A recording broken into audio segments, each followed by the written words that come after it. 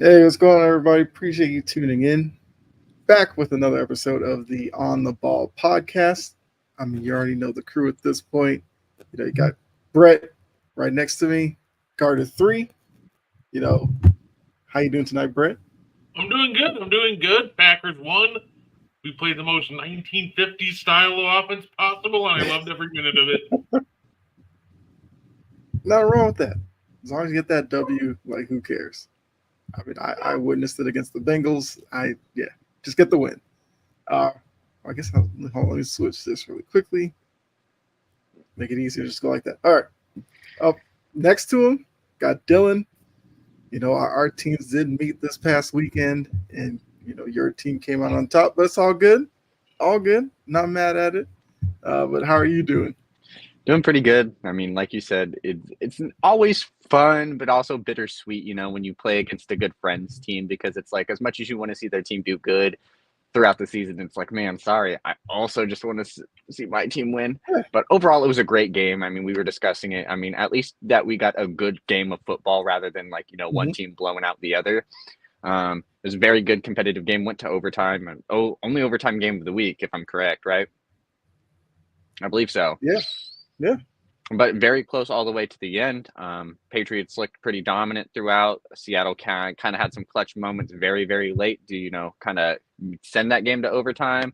And then we just had a good defensive stand in overtime, gave us the opportunity to kick the field goal. Good. And I mean, both my teams are undefeated in football. Oklahoma has a tough game against Tennessee this week. So we'll see next week how I feel. And then, we also play the Dolphins this week. So we're the favorite, but that's always a scary thought just playing, a team yeah. like the Dolphins, just given that they could score at will, it feels like sometimes. But no Tua, sadly, so might have a better chance. Yeah, I mean that's definitely gonna be an interesting game, and I mean we'll see at the end of the episode if maybe one of us makes that a pick for one of our weekly picks. We'll see. I mean I don't know. But yeah, well, Jory, what's going on? See you in here. Dallas got their butts kicked. Yes, we will. I'm sure that will come up in our conversation as well.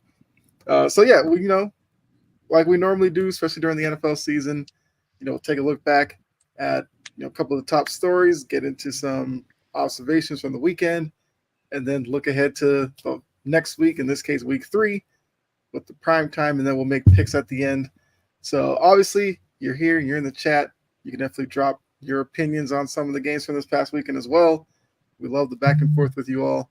But let's go ahead and get into it. We're going to start off with a subject that, has captured a lot of people because last Thursday we did see the Bills Dolphins Tua, that scene that we've seen probably too many times at this point.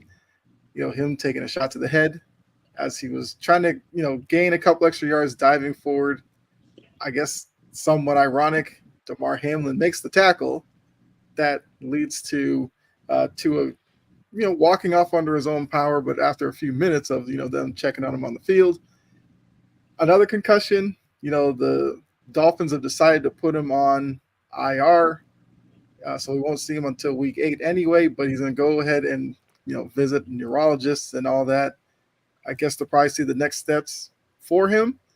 But like looking at this whole thing, the obvious question that everybody likes to ask is, should Tua retire? And obviously, you can ask that and have the answer that he's an athlete, he doesn't want to, he probably won't.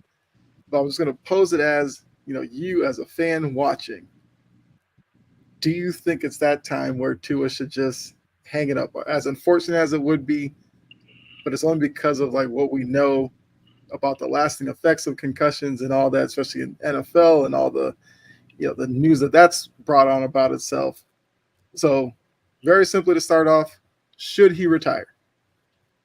Man, I think it depends on what the doctors say, the neurologists. Man, if it does go down to where he does have some at least like noticeable differences, some noticeable changes, then yeah, I mean it already is showing that you have some affecting changes. But man, players don't play too long in the NFL, when you think about it as a career standpoint in comparison to, most people retire at what, 50, 55, 60, some even a little bit later. Most NFL players can retire really, after 5 years, if they really wanted to, 10, could get you and your next generation set most likely. It just sucks. You don't want to lose something like football, something you've trained your whole life for, just due to injuries before he's really had even I wouldn't say a chance, because he's been in the league for a little bit now, but really, this is probably the best Dolphins team he's arguably had, you know, have a chance to really do something in the playoffs, make a big run of himself, make some of those big moments that he gets to have. So as a health standpoint, you might think so, especially if there's some damage, but man, as a player standpoint, that's why he said he's not going to. He just has so many opportunities left to try, go for, MVPs to maybe potentially win. I mean, you have arguably the best receiver on your team, two great running backs and Mostert, and Devin Achane, great offensive line, a young defense. It would suck to walk away from all of that. Yeah, I mean, that's definitely something that not every athlete wants to have happen. We all know, like, every athlete wants it to be their decision, them walking off when they feel like it's over. They don't necessarily want something like a injury or injury history to force them out. But I mean, Brett, like, what do you think should happen here with Tua? It's hard to judge something like this, because only person who knows what he's feeling is Tua.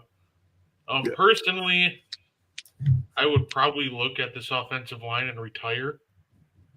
And quite frankly, that we should have seen this coming before the year started. We all knew this was going to be an issue. Everybody knew the offensive line would be an issue. Mm-hmm. Everybody except the Dolphins. Chris Grier, we got a pretty good offense the past couple of years. The guys have been working their tails off. Okay, that's great. Congratulations. Your right tackle, Austin Jackson, gave up 7 pressures in that game alone. 16 total, according to PFF. This line stinks. You can't run. You can't pass, because there's no time to really do either. It's one of those things where Tua, at the end of the day, I just hope he does what's best for Tua and not for football or for the team. I hope he looks out for himself first, because that same competitive fire that got you this far becomes your worst enemy, it feels like, because now he's going to want to push himself to come back. He's a young guy. He thinks he can handle the world. So I hope that, he knows his own limits before something really bad happens. And as for the Dolphins, they should be ashamed of themselves for not attempting to protect Tua. This offensive line stinks. Everybody knew it before the year started. They decided, we're just going to neglect it. And guess what? It backfired. Your franchise QB is now out until at least, I think it was week 8. Your season's pretty much cooked at this point. Skylar Thompson is not keeping you in no damn playoff hunt. They got the Pro Bowl Tyler Huntley. Oh, yeah, Tyler Huntley on 5 days' notice to learn the whole playbook. Color me moved. Well, look, they saw Malik Willis pull off a miracle in Green Bay. They're like, hey, well, you could get a Pro Bowler in Tyler Huntley who's been around. Maybe he doesn't need a lot of preparation. He can go out there and steal him a win. Like, I don't know. I mean, obviously hopefully not against Seattle. Right. But I mean, it's like, obviously Green Bay had Josh Jacobs, Miami, their running back room right now hurting. So it's a little bit of a different situation. Oh, yeah. So that we actually, blocked. Right. Yeah. Like, it's I don't know, like, Tua's definitely in a weird situation here. Because, yeah, if he goes back out there week 9 or whatever, like, how confident is he going to be in the line blocking for him? Is he going to be a little skittish in the pocket, where, like, every time he thinks somebody's coming, he's just getting rid of it too quickly? Like, we'll have to see. And look, the meeting with the neurologist, I'm sure once it happens, we'll probably get some update from some insider. I would really like to see, like, what happens from that. Now, follow-up question, because it's something that I know, like, Jory and I discussed on snap counts. So the league has, like, helmets that they want their players to wear, and they come up with like the 3 safest ones, which Tua is wearing one of them. So you have to give him credit for that. Now, I've seen Jabril Peppers rocking the Guardian cap. There's only been like 5 or 6 players that are doing it. Should we ask the question, why was Tua not wearing one? And if it was his choice, does that choice need to be taken out of his hands now, and he should be obligated to wear one if he's going to continue his career? I mean, if it's definitely going to prevent it like a drastic amount, I would say so. Yeah. I mean, it depends, because I don't know if it, like being a quarterback, how much of it affects you. Does it take a little bit more weight on your head? Is there more pressure? You never know playing a quarterback. People just comfort different things like that, especially being a quarterback. You want your quarterback to feel the most comfortable possible, and wearing one of those things could maybe be rough for him. But at the end of the day, it's like, you got to adjust, man. It's that or retire. So, yeah. I mean, if it's definitely going to prevent it, yeah, you got to wear one, man. So to John's comment, because I'll put this back up, it's kind of intriguing to know who this is. But he said, hear him out. Should they go after a backup quarterback that's on another team that's basically like Tua? As we mentioned, they went and got Tyler Huntley, but without the concussions. Similar yards, QBR, and cheap for $4 million. Sounds good, right? When search his name, scratch our head. That person. Yeah, I was going to say Winston. I was going to say Winston. That's who I was thinking. Right. And that's good in theory, but who knows? Jameis Winston may be starting for Cleveland in a few weeks. We don't know. So I don't know if Cleveland would be so eager to get rid of Jameis Winston, knowing their issues at that position as well. I mean, it's interesting to think about, but they got Tyler Huntley. I guess they're fine with that. Going after Drew Lock would be interesting. That would be an interesting choice. I don't know why they haven't sneaked the Ryan Tannehill reunion. I think that would be interesting, especially since it's not like, we don't know how Ryan Tannehill would play, especially since he hasn't played in a little bit. But man, why not? You can sell more tickets, Ryan Tannehill reunion tour. Him throwing to Tyreek Hill, Jalen Waddle. When those running backs can get healthy, he's definitely done more with less. He's done just more with just Jarvis Landry. I mean, yeah. Well, Tannehill's sitting at home. As we just talked about, the offensive line isn't that good. Would he be inclined to get off the couch to go to Miami to play behind that line with the same issues that Tua's going through, where he's getting hit and all this kind of stuff like this? Is that the situation he would sign up for? Or maybe he's waiting on a different team to call him. I know you brought up Drew Lock. Drew Lock's kind of in the Jameis Winston camp that he could have the Giants job here in a couple of weeks. Sure. So the Giants probably wouldn't want to do that either. Giants were the only team ever to, score 3 touchdowns and still lose with the team that scored 0. That's how the Giants are going. Hey, it's the Giants, right? Nothing surprises you with them anymore. Shout out OU kicker Austin Seibert, 7 field goals. Hey. Flacco would be interesting, but I guess it just goes back to Brett's point. It's just like their offensive line is just so bad. It's like, why would any quarterback kind of maybe want to go there after they're seeing like Tua, get pressured 46 times a game? The fun part is Flacco still has such a big arm that watching him with Waddle and Hill would actually be kind of fun. I'm guessing he'd probably turn the ball over quite a bit because he'd want to take so many chances with those two. But it'd be a lot of fun. There'd be a lot of highlight reels. Kind of like Ryan Fitzpatrick type feeling in Miami. Yeah. It's like Fitzpatrick's going to go out there and have a hell of a game, but he might throw 3 picks. But he's going to have 400 yards and 4 touchdowns to go with it. Yeah. I know I saw the rumor with, Brady, because that's like it's like the last thing Brady wants. Because the last couple of years when he was in New England, he dealt with a kind of porous offensive line. He's not going to go through that in Miami. as nice as No. Miami may be, yeah, he's not Made going it, to do. you saw what Tampa Bay did to protect him. You know, they had to get like Tristan Wirfs, who's an all-pro tackle. Yeah. So, I mean, look, we'll see. You know, we'll obviously come back to this topic when there is another update, whether it's I don't know, a signing in Miami outside of Huntley, or the neurology report comes out or whatever. But until then, you know, hopefully Tua is taking care of himself and is, you know, taking this seriously, which I'm assuming he is, because this is now 4 in his career if you count the one his last year at Alabama. Such a short time, like that's got to be kind of scary right now. But let's go to our next topic. The game last night that, look, if you've ventured onto any social media, you've seen a lot of people talking about it. You know, it was a game in Philly. They were the favorites, like 5.5 points, pretty decent size for the home team. They had an opportunity late, 3rd and 3. They decided to do a little pass out of the backfield over to Saquon Barkley in the flat. He dropped it. Falcons didn't have any timeouts. They kicked the field goal to take the 6-point lead. And then subsequently, Kirk Cousins, the guy who stinks on primetime, leads the Falcons down the field for a touchdown. They win it. Like I said, a lot of people have been giving their point of view on this, so obviously we had to talk about it on here. First question.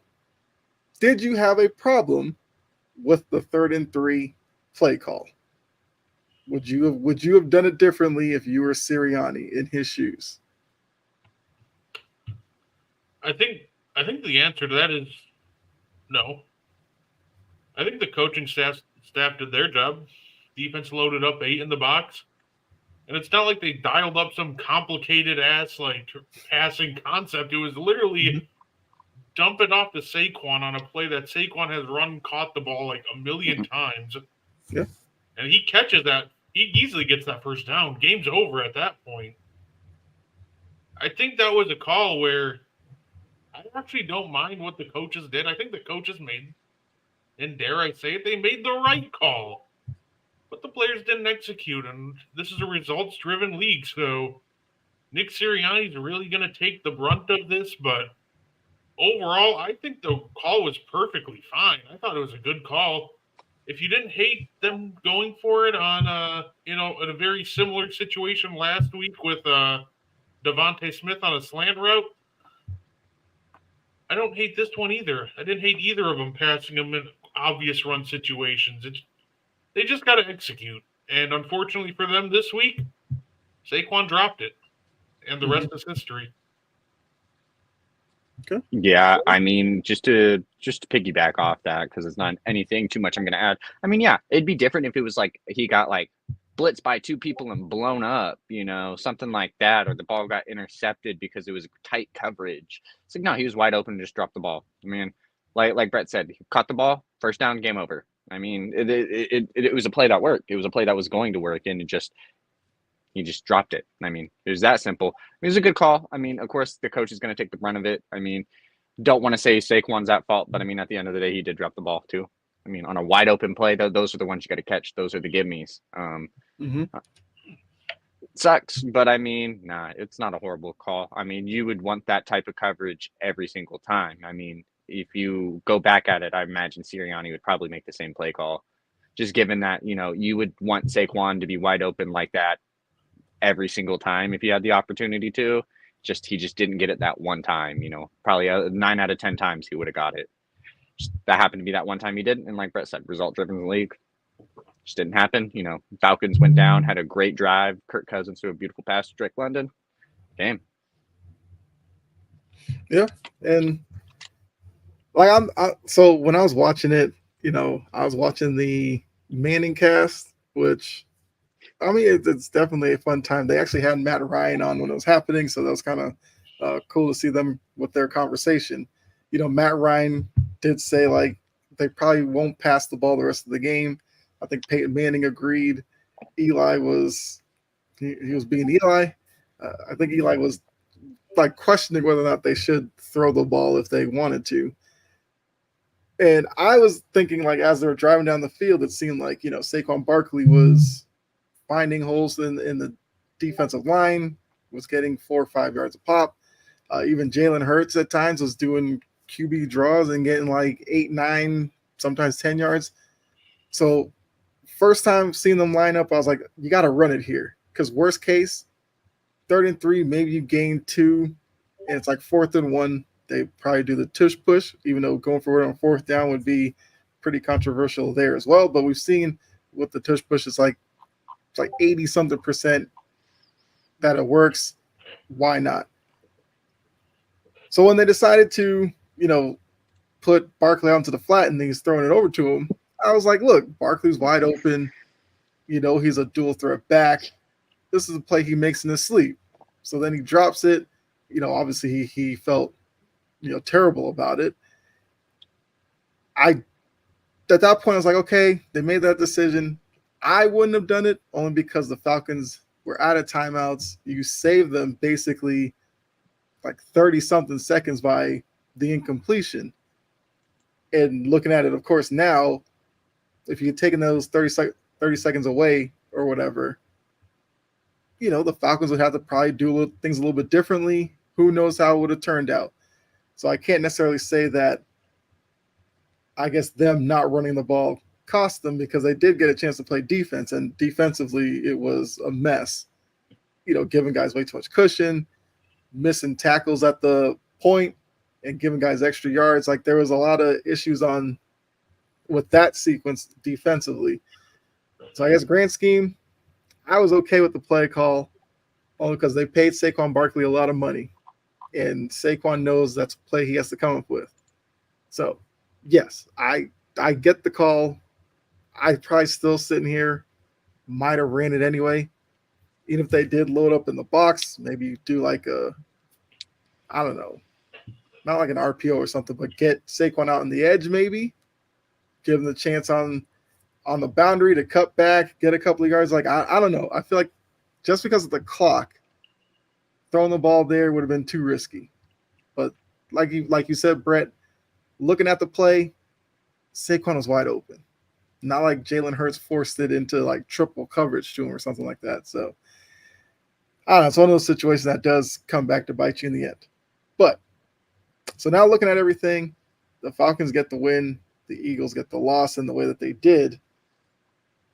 I feel like this is another conversation. What is necessarily going on with this Eagles defense right now? Because we saw last week the same Falcons offense went against the Steelers. Now, obviously, the Eagles don't have TJ Watt or anything like that, but they got a lot of pressure on Kirk Cousins. And it seemed like, for whatever reason, the Eagles couldn't do that. And once again, it's too early to necessarily panic or anything, but we know what the issues the defense had last year. Are you worried about this Eagles defense still? Do you think they did enough to fix it, or do you think it's still going to be a problem for them this year? I think they have to make some schematic adjustments, but I think they can figure it out. The tough part I saw yesterday was just, it was a mix of Vic Fangio just rushed for all game, which is fine if you have somebody who can win a one-on-one in a pass rush. The issue is none of the Eagles' pass rushers were winning. But he just insisted every play, rush for, rush for, rush for. It should have been real easy to pressure Kirk Cousins. Like, the man has the mobility of my grandma. That might be an insult to my grandma. So it shouldn't have been that difficult, but they just, rush for. Oh, nobody's winning. Guess what we're going to do next time? Rush for. Oh, nobody's winning. Mm-hmm. So overall, I think the Eagles' defense will end up being fine, but I think Vic Fangio kind of has to just be more willing to adjust and adapt his scheme depending on who they're playing. Okay. Yeah, I feel like that's what most of the good coordinators will do, game plan specific for certain teams. So, I mean, Dylan, I'm assuming you probably co-sign that. So the second question will be, the defensive sequence where the Falcons had the ball. In that situation, we've seen teams kind of go at it differently. Some do kind of like the Eagles did, like the prevent, keep everything in front of you, hope they run out of time. I feel like we've seen some other coaches who like to rush an extra guy to force the quarterback to maybe make quicker decisions, not let their guys get downfield. Which philosophy do you think works best? Well, I mean, probably the pressure, but do you think it's kind of foolish playing the prevent defense, especially with the way that some of these quarterbacks can throw the ball, especially a Kirk Cousins? Like, aren't you just kind of asking for them to score on you? A little. It just depends on what kind of personnel you have. I mean, if you look at the Eagles secondary, they have good coverage guys. They have a lot of good people who can play good man or play good zone. They have, obviously Quinyon Mitchell. You got Darius Slay over there. You have Chauncey Gardner-Johnson. So their secondary is pretty good. Mm-hmm. So playing a defense like prevent can be helpful, especially when you look at the Falcons. I wouldn't say they're type of an air raid type of offense, but the type of targets they have might seem like it. Man, it's just you also have, just specific situations where you do have a guy like Kirk Cousins who can find specific routes around the field. It wasn't bad overall. It was just one of these situations where Kirk just pieced him up. I don't think he missed, one pass. He went like 6 for 7 for 70 yards on that final drive. So he really was just kind of in his element on that, which you hate it sometimes. But again, in some situations, it could work. I mean, it just depends. They have good coverage guys, good secondary, so you can see routes where it would have worked. Just in this specific circumstance, Kirk just pieced them up. I definitely agree with it. Depends on the personnel, depends on the quarterback. For last night though, it really should have been extra pressure because going back to earlier and just by the flow of the game, you're watching all of your guys just not win at the line. You're rushing 4 and you're getting nobody. Kirk is just chilling there. And mind you, this is a guy coming off an Achilles rupture. So you should have been able to get into space, pressure him. It's what the Steelers did last week to beat him. Mm-hmm. So I think overall that this one was just wrong. I think the Eagles' coverage is definitely good enough to kind of handle the back end while if you send an extra guy or two.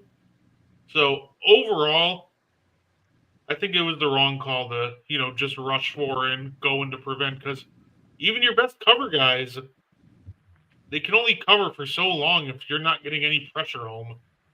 Yep. I think that's a good point. Like, it wasn't Desmond Ridder. Like, this is Kirk Cousins, a guy that, for most of his years is kind of like a top 10 guy in terms of passing yardage, so he knows how to find open receivers.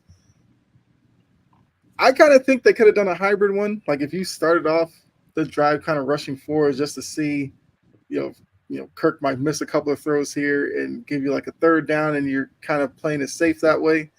I feel like once they got past midfield, I feel like you had to change it up at that point. Just send an extra rusher, give him something else to look at. Kirk got comfortable knowing there's only 4 coming. He just sat back there. London found openings in the zone.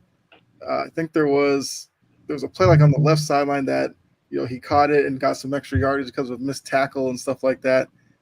I feel like if you just sit back, like this is what's going to happen to you, especially with most quarterbacks in the league today. So I just don't. I'm not a big fan of it, but we'll see. I mean, as John said, it is early to judge teams necessarily. He did point out a couple of results from this past weekend, which we'll touch on a little bit here. But I don't know. Maybe it's a trend that just dies out early on here. But if this is something that 4 or 5 more weeks down the line, the defense is, giving up too many plays like this, then maybe we'd have to look back at this and say, is it a scheme situation with Fangio? But for them, they feel like it's better than Matt Patricia. So he has that going for him. All right, so more week 2 observations. This is, like I said, just open forum. So I guess we'll start with John here, who did say who saw the Cardinals beating the Rams and the Vikings beating the 49ers. I feel like the Vikings was probably more of a surprise. The Rams are beat up right now. But which team do you believe in more? The Vikings or the Cardinals? The Cardinals. Cardinals. The Cardinals beating up on the Rams doesn't surprise me at all. I think the Rams could have been fully healthy and the Cardinals still could have whooped them, and I wouldn't have been surprised. That defense is atrocious. The Vikings and 49ers is Sam Darnold. So the Vikings one is more interesting, and I think that had a lot to do with Brian Flores. Brian Flores is an absolute genius on defense. Yep. And if you watch the Vikings defense throughout the course of that game, he just does a masterful job disguising coverages so that by the time Brock Purdy got him, it's too late. They're in the backfield. So I think that overall, it was a great performance by everybody on Minnesota, but I think the MVP of that game, Brian Flores on the defense, because, man, there was just some psycho coverage and disguising going on, and it worked to perfection. Yeah.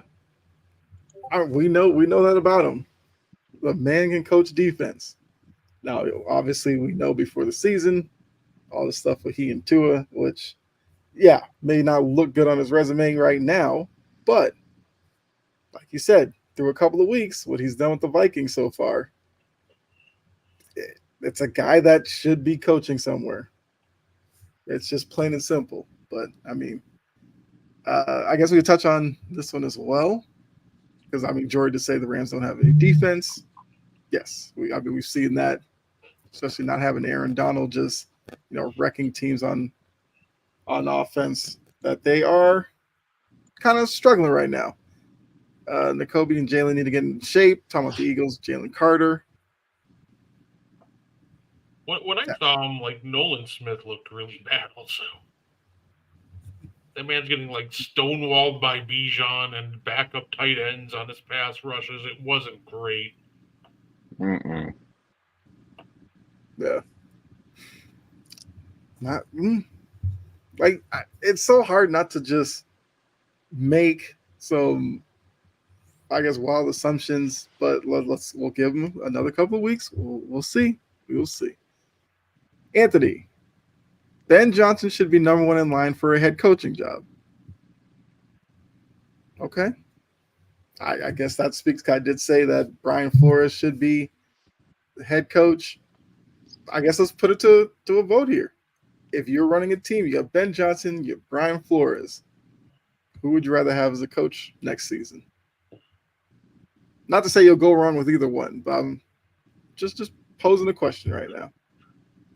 I'd probably go with the safe answer of Ben Johnson. Brian Flores is interesting.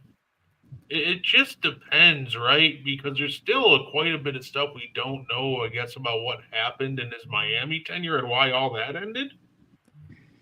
So if I got more info and details on that, the answer probably would be Brian Flores. Overall, I think, actually, just by track record, I'd probably actually go Brian Flores, but that's also dependent on what info I would get out of his Miami tenure and how that ended. Okay. I mean, a good answer would be Flores, just because when you look at a team like the 49ers, who, probably outside of the Chiefs are probably one of arguably the best offensive teams, and you saw how he handled them. Just giving him an opportunity to, be a head coach and pick the guys that he wants overall, could be an interesting shake on how he could build a defense, probably be one of the better defenses in the league as well, too. Mm-hmm. Okay. I'd probably take Brian Flores only because I don't know. I feel like the great defensive minds in the league, it's already working against them, trying to get head coaching gigs in the league. I just feel like he's a guy that is shown with the Minnesota group that doesn't have Danielle Hunter anymore. And, before he got there, it was a bit of a mess on defense. And the way he's turned it around so quickly, I'd probably go with him. But like I said, Ben Johnson, you're not going to be too upset getting him either. John said Johnson or Joe Woods. Hey, what's going on, Godfrey? I'm trying to invade this show. You got Dude, let's get Godfrey up in here. All right, Godfrey, hold on a second. I'll get you the link. Because of the future Jazz owner, that's why Miami didn't work out. I mean, that's fair. It's Miami ownership is trash. It's all good, Godfrey. Look up Joe Wood's background. Been around the teams as part of, done very, very well. Very, very well in defense. Currently Saints defensive coordinator. Okay. My favorite story so far, Saints turning into the greatest show on turf over the first 2 weeks. Yeah, how crazy is that? Billy, Texans head coach, Ryan, defensive coach, and now he's amazing. Yeah. All right, so I'll try to link up with Godfrey here. I guess because somebody did ask about the Cowboys and the Saints. What do you make of the Saints, and what do you make of the Cowboys right now? Where do you want to start with that conversation? I mean, my knock on the Cowboys is they need a running game bad, and they don't have anywhere near it. I mean, man, it sucks. You know, they brought back Zeke Elliott. You had Rico Dowdle, who was someone they said was probably going to lead that back room, and they can't get anything for rush yards, it feels like, which, you know, the Cowboys being a very pass-heavy team, if they can't run, everyone else knows what they're going to do. Throw the ball. I mean, that's basically the Cowboys' offensive identity, and it just did not help. Their defense got carved by Kamara. He obliterated him. I think he had 66 fantasy points, which is absolutely absurd. 6 touchdowns. What was it? 5 or 6 touchdowns? No, over 200 scrimmage yards. You can't have one player do that, especially on the touchdown aspect. They just did not seem prepared. I'm not sure if it was just offensive schemes or what it was, but, you know, the Saints just had their number. I mean, ended up having 35 points by halftime. They were just playing crazy good. Great drives. Had time of possession, you know, for 30 minutes of the game, you know, kind of equal. I mean, overall, they killed it. They killed it. Rarely had ever any third downs. You know, had 8 third downs in the whole game, 5 out of 8 on their conversions. Just absolutely killed it. They made the most out of their opportunities. Yeah. I think it's funny because I think you touched on my biggest problem with the Dallas Cowboys. I don't really care about their offense right now that much. I think it has problems. But nothing tops the travesty that was their run defense. Yeah. They don't have anything. Like, Micah Parsons is their only, guy who looked like he had any idea what he was doing. So what do? You double Micah Parsons. You know Mozzie Smith ain't doing shit. The corners are just, they're soft. They're finesse corners and cover corners. They don't want to tackle. So when I can just bounce every run to the outside and force these secondary guys that, you know, tackle, which they absolutely want no part of, and they also don't have really anybody on that line besides Lawrence and, you know, Smith, I take 2 guys out of the play, boom, I'm gone. I think the Cowboys' run defense just needs a lot of work. Also, not to mention that their offense was 0 for 3 in the red zone as well, too. And those are the opportunities you should be scoring on, and just did not happen as well neither. So, I mean, that just doesn't help your case neither, especially when the red zone is those give-me opportunities, the ones you should be scoring on. What's up, Godfrey? What's up? What's up? I'm assuming you wanted to come on because we did touch on the Eagles. I'm sure you probably wanted to. I didn't really hear that, but I do have a unique take on it. I mean, I will tell you that, yes, Saquon should have caught the ball. However, you know, the more and more I think about it, they should have ran the ball, because if they run the ball and they don't get the first down, you take 40 seconds off the clock at that point. Then you kick the field goal. They have 40 seconds less to get 6 points. Now, a lot of people say Saquon should have caught it, and he should have. I agree. But still, that was a bad call. And coaches in the NFL in this era of coaching have a little bit of that Pete Carroll gene in them where they want to reinvent the wheel. Okay. And I'm referring to, when he decided to throw it instead of run it with Marshawn Lynch against the Patriots. I think we got a Patriots and a Seahawks fan on the show, right? Yeah. So that hits home, but it wasn't as heavy as a Super Bowl. But, in the beginning of the game, they decided to go for it on 4th down when you're missing your number one receiver. I know Gene might disagree with me though, and this will be on Birds Deep later in the week, but they should have took the points. All right. The 3 points matter. I am thoroughly annoyed by coaches in the NFL. Some have been fired. Brandon Staley, one of the most recent examples, he would have beaten the Chiefs a couple times a couple seasons ago if he decided to kick the field goal. And this obsession with analytics and analysis, what does the analysis say?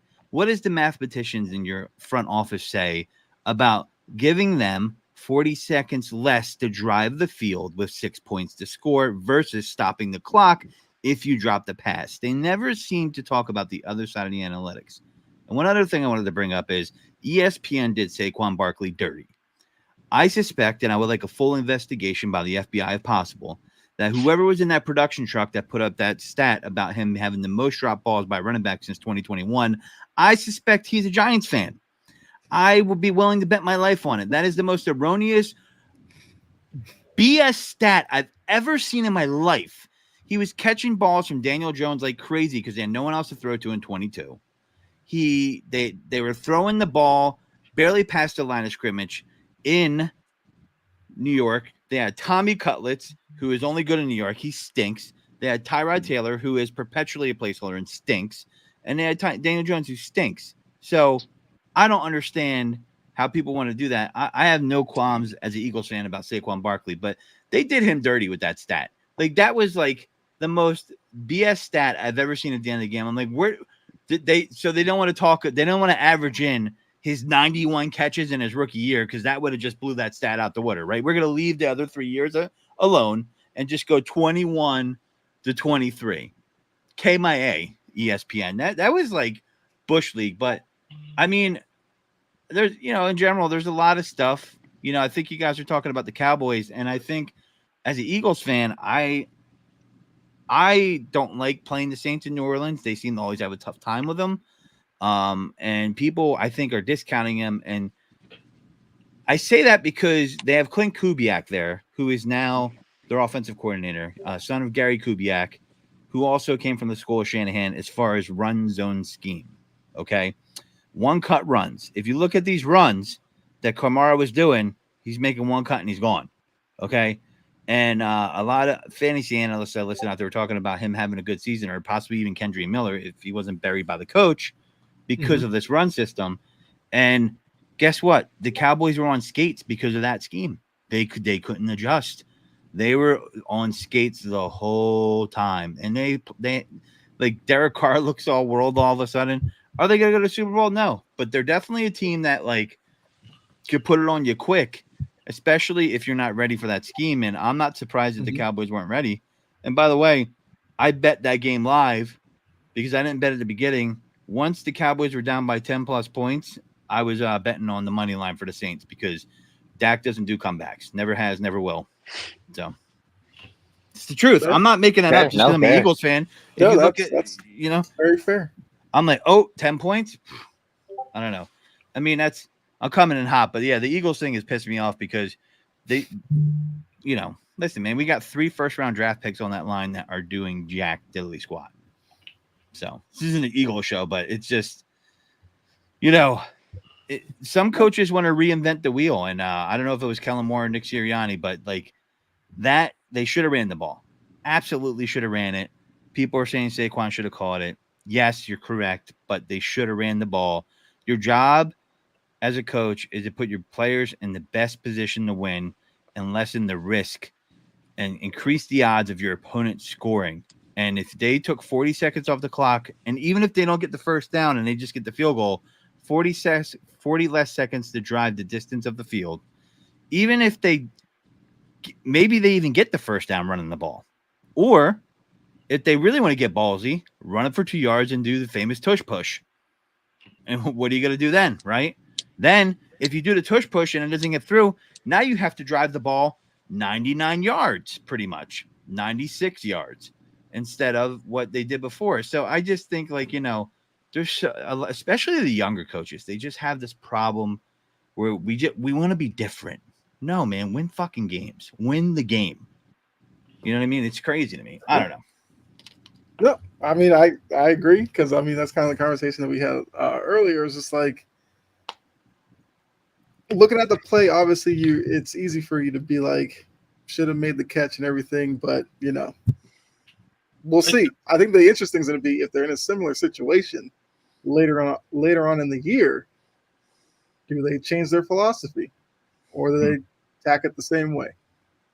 That would be interesting. I definitely agree on getting too greedy, and they should just taken the field goals and everything earlier in the game and not gone for, to me, early in the game, I think you should just take points when they come if you can get your hands on them, and then you kind of adjust your strategy, as the game goes on. Mm-hmm. Not necessarily the biggest fan of, okay, scored a touchdown, let's go for 2 right away, I guess, unless you're the Giants and your kicker gets hurt in warm-up. You even see the Ravens who have Justin Tucker. Like, 3 points is 3 points. I mean, it makes a huge difference in the game. Yeah. And it's not just the Eagles or what you were saying, Brett. It's an epidemic around the league. Like, yeah. It is the in vogue thing to do right now. Mm-hmm. And I've seen so many games where that field goal would have made a difference, right? And the whole time I'm watching a game, I'm like, shit, man, I would have liked to have 3 more points right now. Would have liked to have 3 more points, because guess what? If they had 3 more points, that drop pass doesn't matter, because guess what? They're up by 9. Yeah. You see what I'm saying? Like, you can't. The old thing used to be like, you don't chase points early in the game. And at some point, that's gone out the window, where, it could be 4th down and, like in your own side of the field, you got guys going for it. They come up short, giving the other team short field. You got, like you said, going for 2 early in the first quarter. And it's like, why is it necessary now? But I don't know. That's the way it's going right now. That's the trend these coaches are living by. Jalen's got to not make that throw at the end too. Like, I know he kind of got hit, but if you saw the way they dropped, they were waiting for that pass. They were converging on Devontae Smith. Jesse Bates was playing center field and came out of nowhere. He watched that ball the whole damn time. It picked it right off, and he knew it. I knew it. Everybody knew it. You know what I mean? And I need from Jalen. I need him in those moments to make the smarter play, not the heroic play. I need that. Like, hit him for the dump pass. I think they had 1 timeout left, even if they didn't get up there, spike the ball. You know what I mean? I just, to me, man, it shows a lack of situational awareness by a young coaching staff. And, Vic Fangio, I'm not so sure I could blame him, but, there wasn't any pressure on a quarterback. You're dropping 7. I don't understand. Like, I get you're not blitzing, but, even Darius Slay looking in the backfield, did he think Kirk Cousins was going to run around the edge on him? He was trying to, I think he was trying to pick the ball off and take it the distance. And he got caught. And he knew it. And Kirk Cousins caught him at it and just threw it. And that was it. He was wide open. It was, I don't know, man. That game pissed. Obviously, that game is up my ass. So I guess going back to something that Champy said, which appreciate you tuning in, Champy. Believe you are new to the show. Cardinals put the NFC on notice on Sunday. I'm assuming you're a Cardinals fan. Young Randy Moss. Jr. out here looking like a young Randy Moss, but then says the best bird team in the NFL, the Cardinals, right now. We'll see. Could be. I mean, you're flapping your feathers, but I would like you to realize that you are, if you're saying the best bird team, it could be possible right now, but based on record. But you did play a Rams team that's mailing it in already in week 2 after the injuries. I mean, they don't want to play football this year.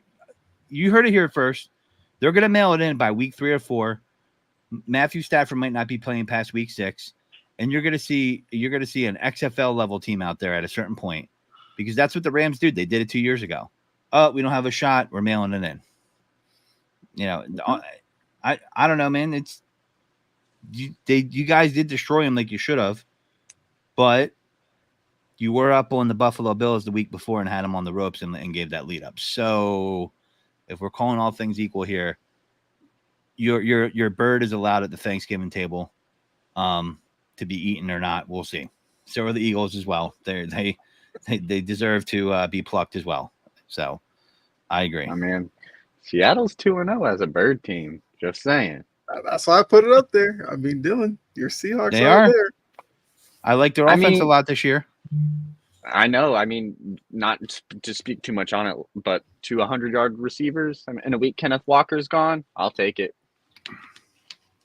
Yeah, my dynasty team needs I got Charbonnet too, but I need Kenneth Walker back quickly. Yeah. John, I promise you, there is a team with a worse running game than Dallas. They're called the Las Vegas Raiders. Oh, did we talk about the Ravens yet? Did you guys go off on the No. Ravens? Yeah. We have Not not. yet. Well, Talk about Godfrey, another with you bird. here- well, with you here, Godfrey, Jory put this in. Jenna had some things that she doesn't agree with. We are a player-led team, so Nick Sirianni doesn't have a say-so.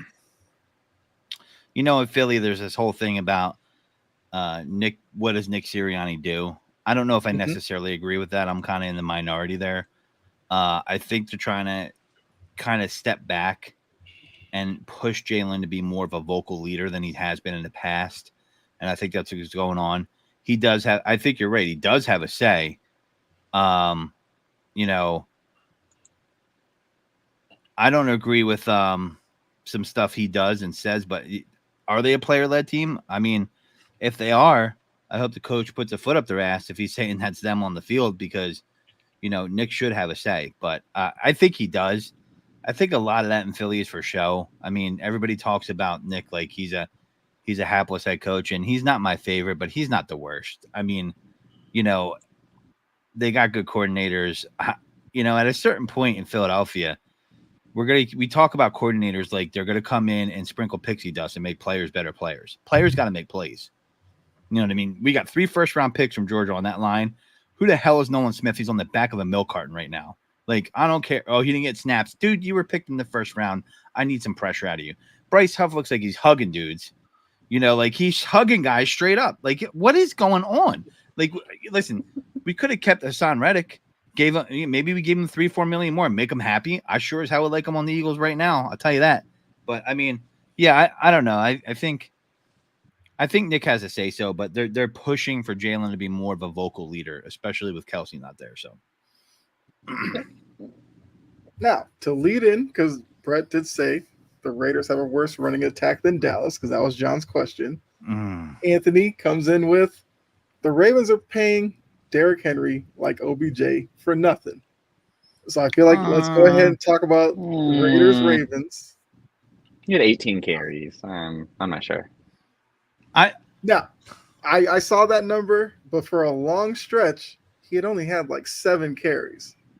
So I don't know if their plan is to kind of save him for later in the game and all that kind of stuff. I get that. But that kind of seems to go against what Derrick Henry has always been. He's always been a guy that you use throughout the game as he wears down D linemen and all that, and he, you know, rushes for more later on as he beats those guys up. Yeah, he's the type of running back you just run till he breaks, and then that's just his style. I mean, you don't want him to break, but that's just how he works. Well, he's by far the most talented back on the roster on that team. You know, I think my question is, did they take out the halfback pass out of the playbook because they're afraid that Derrick Henry might outpass Lamar Jackson one game? Because he did it in the playoffs once. So I'm just saying on their team. I mean, you know, I don't know if Henry is a good match for that offense, but I don't think he's a bad match either. Theoretically, you should be able to run behind that line. I don't think Todd Monken is a genius either. I mean, he did have Jameis Winston, when he had 30 touchdowns and 30 picks. I don't know if it's his fault. I mean, listen, man, Kyle is with me on this. Where are they going to go if they fall below expectations here? Do we get a new offensive coordinator? When do they start saying it's Lamar? Because he refuses to pass outside of the numbers. He lives in the middle of the field. You only have to defend 80% to 70% of the field with Lamar Jackson. Yes, he's exciting. Yes, he's athletic. Yes, he's one of the better quarterbacks in the league. But he's not playing right now to prove that he's a good quarterback. He's a 2-time MVP. He's playing to prove that he can win in big games, and he still has yet to show that. And it's the truth. I mean, like, look at that offense. They're 0-2. Like, good on the Raiders for like doing their thing and coming back down 10 points. But at least I'm not a Ravens fan, because you were up by 10 at home. Eagles were up by 6, but it was worse for the Ravens, and it was like a slow hot butter knife. And I thanked them, because my fantasy team needed the help with Devontae Adams going off toward the end there.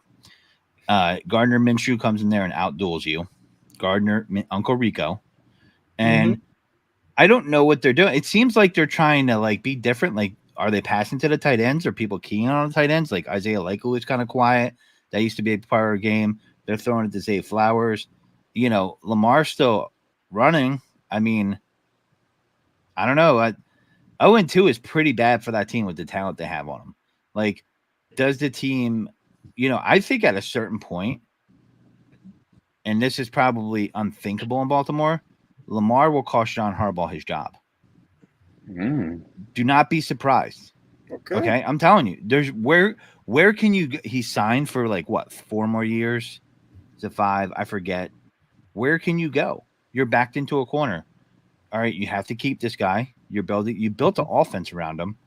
So to me, in Baltimore, you're stuck in mediocrity, and you're like, you haven't shown, like, man, everybody says that was on Zay Flowers dropping that ball. Okay. With that defense, you got to knock the champ out with that defense. And they should have had enough talent on that field to win that game. You know what I mean? And some teams aren't closers. Like, did we talk about the Lions yet? No, not yet. Well, I'll sit back, let you guys talk about the Ravens, but the Ravens, that's like a hot button issue for me and Kyle. Like, I think the Ravens, man, I think they got a lot of talent, but I think Lamar is not that guy. I mean, I saw something interesting. It was like since like 2020, like the Ravens had so many games where they were up 10 points and ended up losing the game, up 10 points by like after halftime and ended up losing the game. I mean, there's just something about Baltimore, Lamar Jackson, something about their coaching. Like they just don't keep their foot on the gas pedal. Like as soon as they get comfortable, they just like ease up, and that's it. Or teams just know how to adjust to them after a first half. And they're like, okay, this is what we need to do now. The Ravens don't just change it up. They keep going with the same thing. I think a big issue with Baltimore right now is they lost 3 offensive linemen, and their response was to throw 2 rookies in there. And the right guard is actually a right tackle who is a really terrible guard. That man cannot pull. Daniel Falele, I think that's how you pronounce his name. Yeah. I messed up his last name. That man has the turning radius of a Carnival cruise ship. He's not quick enough to be a guard. He's just not a guard. But they shoehorning him as a guard with 2 rookies. I think this team will end up being fine, but a lot of this just almost seems like it's chemistry, and I think Ben Cleveland has to go to right guard, considering he gave snaps last year there. Part of the reason is, right, like, what do? They paid the quarterback. Yeah. Right? So I'm looking at their picks. Their first pick was a cornerback, right? They got a tackle round 2. He should be able to contribute. Who are you talking about? A guard? What's his name? Oh, that's Daniel Falele. That should be the tackle they got. No, they got Roger. What is it? Rosengarten from Oh Washington? yeah, I know what you're talking about. Yeah. So to me, man, they went linebacker, receiver, and cornerback. All right, I can see, and Rasheen Ali, the running back from Marshall. Right. That's round 5. Like, you could get a guard at rounds 3 through 4 easily, even 5, like a good guard. And like, I hate to say it, but this is where the Ravens fans need to come to grips. Lamar Jackson, why are you stacked with receivers on your team? You know he ain't gonna use them. Seriously, get a bunch of role guys. Bring a Demarcus Robinson type in. They had him there at one point. Like the kid Walker, I think he'd be a stud on a different team. Devontae Walker from from North Carolina, right? Like they got Rashad Bateman. They got they drafted him high. Like put some O-line there then. You know what I mean? Like why do you keep investing in a skill position that's not getting utilized? Right? I mean, does he make if you're in fantasy football and you take anybody outside of Andrews or Zay Flowers on that team, you're gambling. If you take the number 2 receiver on the Baltimore Ravens, you're gambling. Am I wrong? No. And the reason is because he doesn't get the targets because he doesn't throw to the number 2 receiver.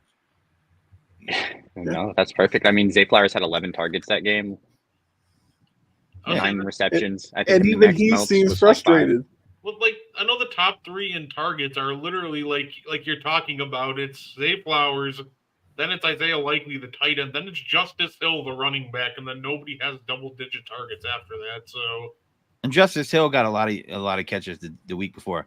Jory's gonna bookmark this show. She's loving this. I mean, I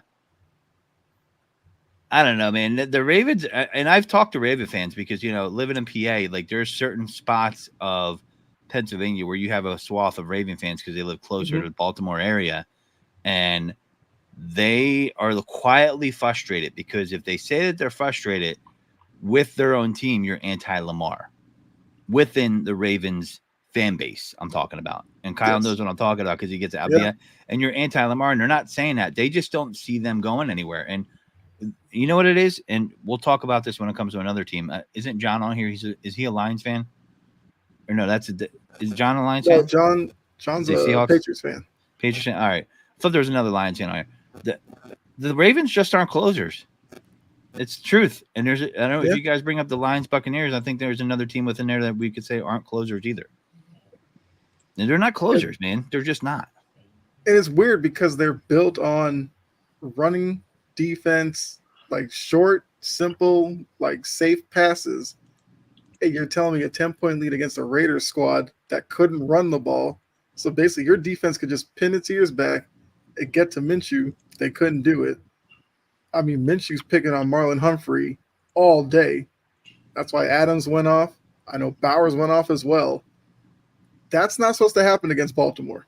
You just got your ass kicked, or you thought you got ripped off, and you said you took the Chiefs' best shot, and you come out and get shellacked at home being up by 10 points. Yeah. I'm taking – you know what? I'm taking – they're not winning that division. I'm taking it away from them right now. That was my pick earlier. Your division prediction has been revoked, and I'm giving it to the Steelers. I'm saying it right now. Okay. I like that. And look, looking at Baltimore going forward, like they have the Cowboys this week, they got the Bills next week, and then the Bengals the week after. If they were to lose all 3 of those and go 0-5. Oh my dude. I don't think that will happen, but if it did, I think a man can dream, all right? Yeah, I was gonna say you're definitely dreaming when that comes to that. I don't know. I think they beat the Cowboys. How confident do you feel in those 3? What do you think do you think they win 2 out of 3? 1 out of them? What do you think? I think so. You said Cowboys, Bills, and then Bengals. Yeah, Cowboys on the road, Bills at home, and then Bengals on the road. I would say 2 out of 3. I think they beat the Cowboys, and I think it's very realistic that they beat the Bengals, but I don't think they beat the Bills. Yeah, I mean, the Ravens have some puzzling losses sometimes, as all teams do, including my team. But last year, I remember, didn't they lose twice to the Steelers? And both times they had Kenny Pickett, or one time it was Rudolph and Kenny Pickett. Mm-hmm. Yes. Like, you got to have, like, that's what I mean by being closers and having situational awareness. Like, they smoked the Niners. I was like, all right, this team's ready to roll. When I saw that, nah, man. Nah. They like, I know they came up against Patrick Mahomes, but they had him on the ropes, and you let him back, So I don't know. What about these? Did you guys talk about the Lions Buccaneers yet? No, but we can definitely transition to that because the Bucs go on the road to Detroit, get a big win, and Godfrey, I will tell you, myself and Dylan, we're big Baker fans. Oh, man. Okay, I live in Oklahoma. Big OU fan growing up. So my dad's favorite player is Baker Mayfield because of him going to OU. So anytime he's hot, he's hot. And I said it last week. I was like, the Buccaneers are going to go and they're going to win this game. Because when Baker's on fire, Baker's on fire. And then he's just going to ultimately crash. And we're like, well, that's the cycle of life. I mean, he is a streaky quarterback. I mean, the thing about him is he went to the Panthers and stunk it up. He had a chance there. Then he got to go to the Rams. He was basically dead and out of the league.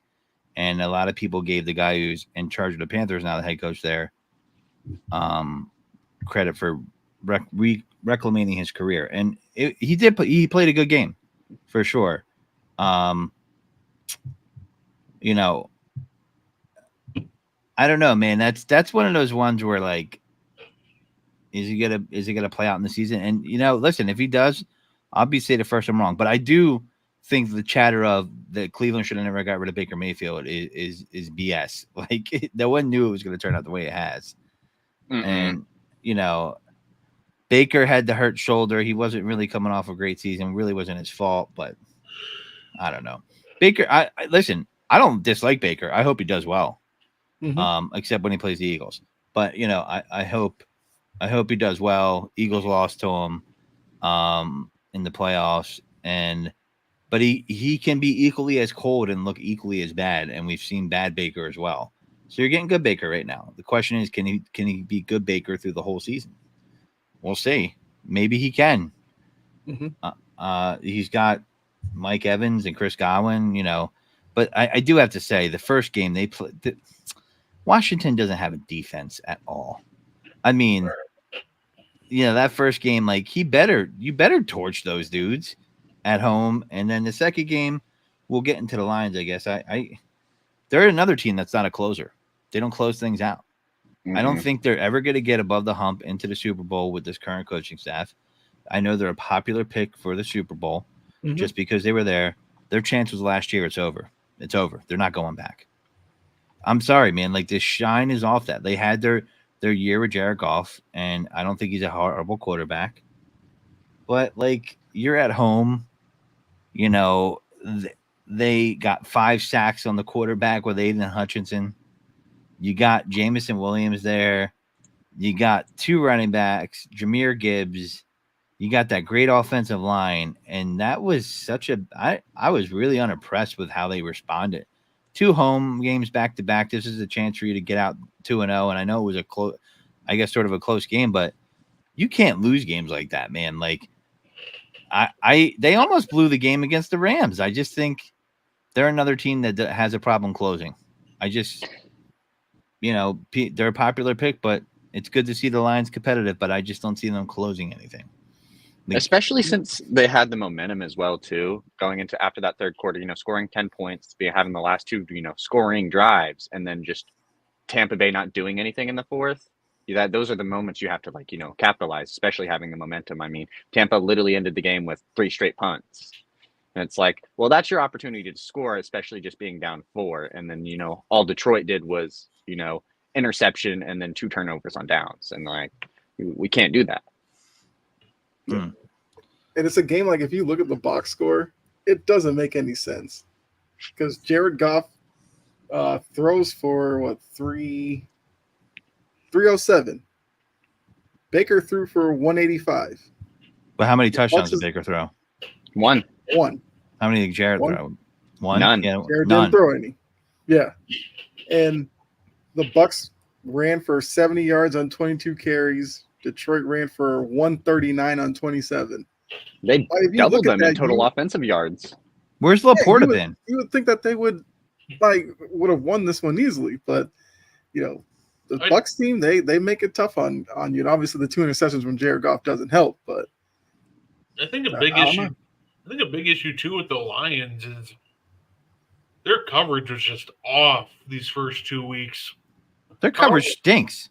Yeah, say the Carlton Davis in that game in week 1, he was targeted 13 times, 9 receptions against him. Terrion Arnold targeted 10 times, 8 receptions against him. Branch got targeted 8 times, another 6 receptions. And you would think these guys are motivated. Let's bounce back. Week 2, Carlton Davis, week 2, targeted 5 times. 4 catches on him. Terrion Arnold, he's only targeted 3 times. All 3 of them are catches for 72 yards. Mm. My point being is really simple to me with Detroit. The back end's got to shape up. Otherwise, this could end up being a troubling trend where Aiden Hutchinson has been an absolute game wrecker. It doesn't really matter. If you're getting cooked within the first second off the line of scrimmage, there's only so much that line and, Hutch and them can do. So I think a big thing right now for the Lions is that secondary just has to shape up. Yeah. Yeah. Okay. Do you guys know what the single season record for sacks in a game is? I do, but 7? I think it's it's 7 by Derek. Yeah, I thought it was 7. Derek Thomas. Derek Thomas was pretty good. But do you know what both of those games had in common with Aiden Hutchinson and Derek Thomas? They both lost the game. I assume they both lost. Oh. 17-16 to the David Craig led Seahawks. Love it. Yep. Man, 1990. 20 touchdowns, 20 interceptions one season. But I love it. The previous record holder was Fred Dean. Chain smoking Fred Dean of the Niners. He would smoke cigarettes in the locker room. I'm not joking. And he was a previous record holder. I believe, how many sacks did he have? I think right here. He's 6 sacks. Okay. Imagine getting sacked and dude just like coughs by you. Hacks up a line. I mean, if they lost that game too. well, that's, it should make an impact, but like, I don't know, man. I heard you guys talking about Ben Johnson earlier. I don't know, man. Is he a little overrated? Maybe he missed his window of opportunity. I mean, I haven't been too impressed with that offense. I don't know, man. It's I think they're gonna need more from Tim Patrick as he gets in there. I know that sounds very trivial, and they're like, who? But they need a gritty type of receiver, and he's that guy. Outside of Jamison Williams and Amon-Ra St. Brown, because they seem like they're always a little dinged up, and Laporta, has he done well? Am I imagining things? He had 13 reception yards on 2 catches, in that game. Guess teams are taking him away. It's when you're going to be good continually as a team, you have to evolve in what you're going to do in your plan of attack. And I don't know if they're doing that. I just don't see them closing out a good season. I just, I don't know. Kind of crazy. What about, did you guys talk about those Patriots yet? The Patriots Seahawks, you guys bring that up? Well, I mean, John, with the question here about, since the Patriots let go of Rager today, who picks him up? So he said, Kansas I'm sorry, City did we all see his tweet? Yeah. Yes. Okay. Yeah, you want to know who picks him up? The St. Louis Battlehawks of the XFL. That's who picks him up. He is. I was like, man, you were on the practice squad. Why do you think you were good anyways? You weren't on the official 53. He should have just been taking that paycheck and shut up. Right. And he was on the practice squad because, like, last season he made a couple of plays in special teams, new kickoff rules. They're probably going to use him at some point. But yeah, Gerard Mayo and them probably sat there, was like, wait, Jalen Rager on the practice squad's talking? No, get him out of here. Wasn't that long after that was circulating that he got released. So that clearly tells you something, that either he was trying to force his way out and was like, let me just cause something to get out of here. So I don't understand it. I don't look, wherever he ends up, good for him. Like, he's not going to make an impact offensively because we already know he's a guy who has had chances before. Name your best Jalen Rager season. I'll wait. So I mean, it's going to always haunt me as an Eagles fan. Jalen Rager right before Justin Jefferson. I want to punch that Minnesota Vikings GM in the face every time, when he sees that we punch him. It's so punchable. Yeah. Yeah. The thing is, he has speed. Speed always will give you a chance, but see, the funny thing is, I mean, I've been watching football for a long time, and there have been guys in the NFL that were track stars that came in, right? Mm-hmm. But you still had to turn him into a football player. Rocket Quadre Ishmael was one that I remember back in my day. Guess what? wasn't that good of a football player. They tried. There was there was plenty of guys like that, and there's some guys that can run that are football players. But, you know, he brought up KC. I think Xavier Worthy is just a fast guy. I do agree with Cam Taylor-Britt. I'm sorry. I know this is unpopular, but 3 touches, 2 touchdowns. Listen, if you know Andy Reid, like I know Andy Reid being an Eagles fan, having 10 plus years of him being a coach, I know that picking up his system right away as a rookie is almost damn near impossible. They sat Patrick Mahomes for 1 year. Remember that. And I thought that was the right move. Deshaun Jackson was his most successful rookie receiver in his system. So what you're saying is he's going to get 1,200 yards. I think he's going to stretch the field. I think he's going to give you some great gadget plays. I think he's going to give you some versatility in the offense. You're getting him on a cheap price. And this is what the Chiefs have to do with receivers nowadays, because they're not going to be able to afford big money contracts on a receiver and keep Patrick Mahomes paid and stock that offensive line. And Andy is always, offense, build the trenches and the quarterback, and it goes out from there. So I don't know if they're going to replace Hollywood Brown. I think he would have been had more of a good route tree.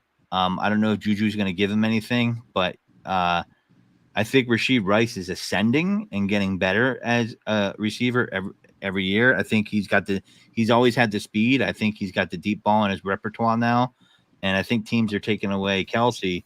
So I do think, when you got a guy like Patrick Mahomes, you're going to get all kinds of guys that can contribute all over the field. I mean, I hate to say it, but it's the truth.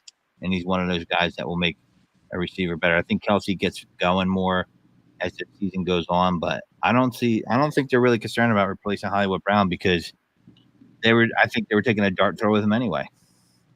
Yeah, I agree with that. John also brought up John Ross was another guy who was really he was on fast. the Eagles. He was on the Eagles camp and he couldn't even make it.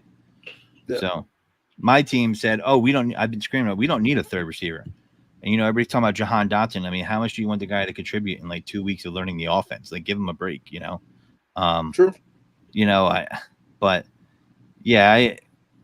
don't know.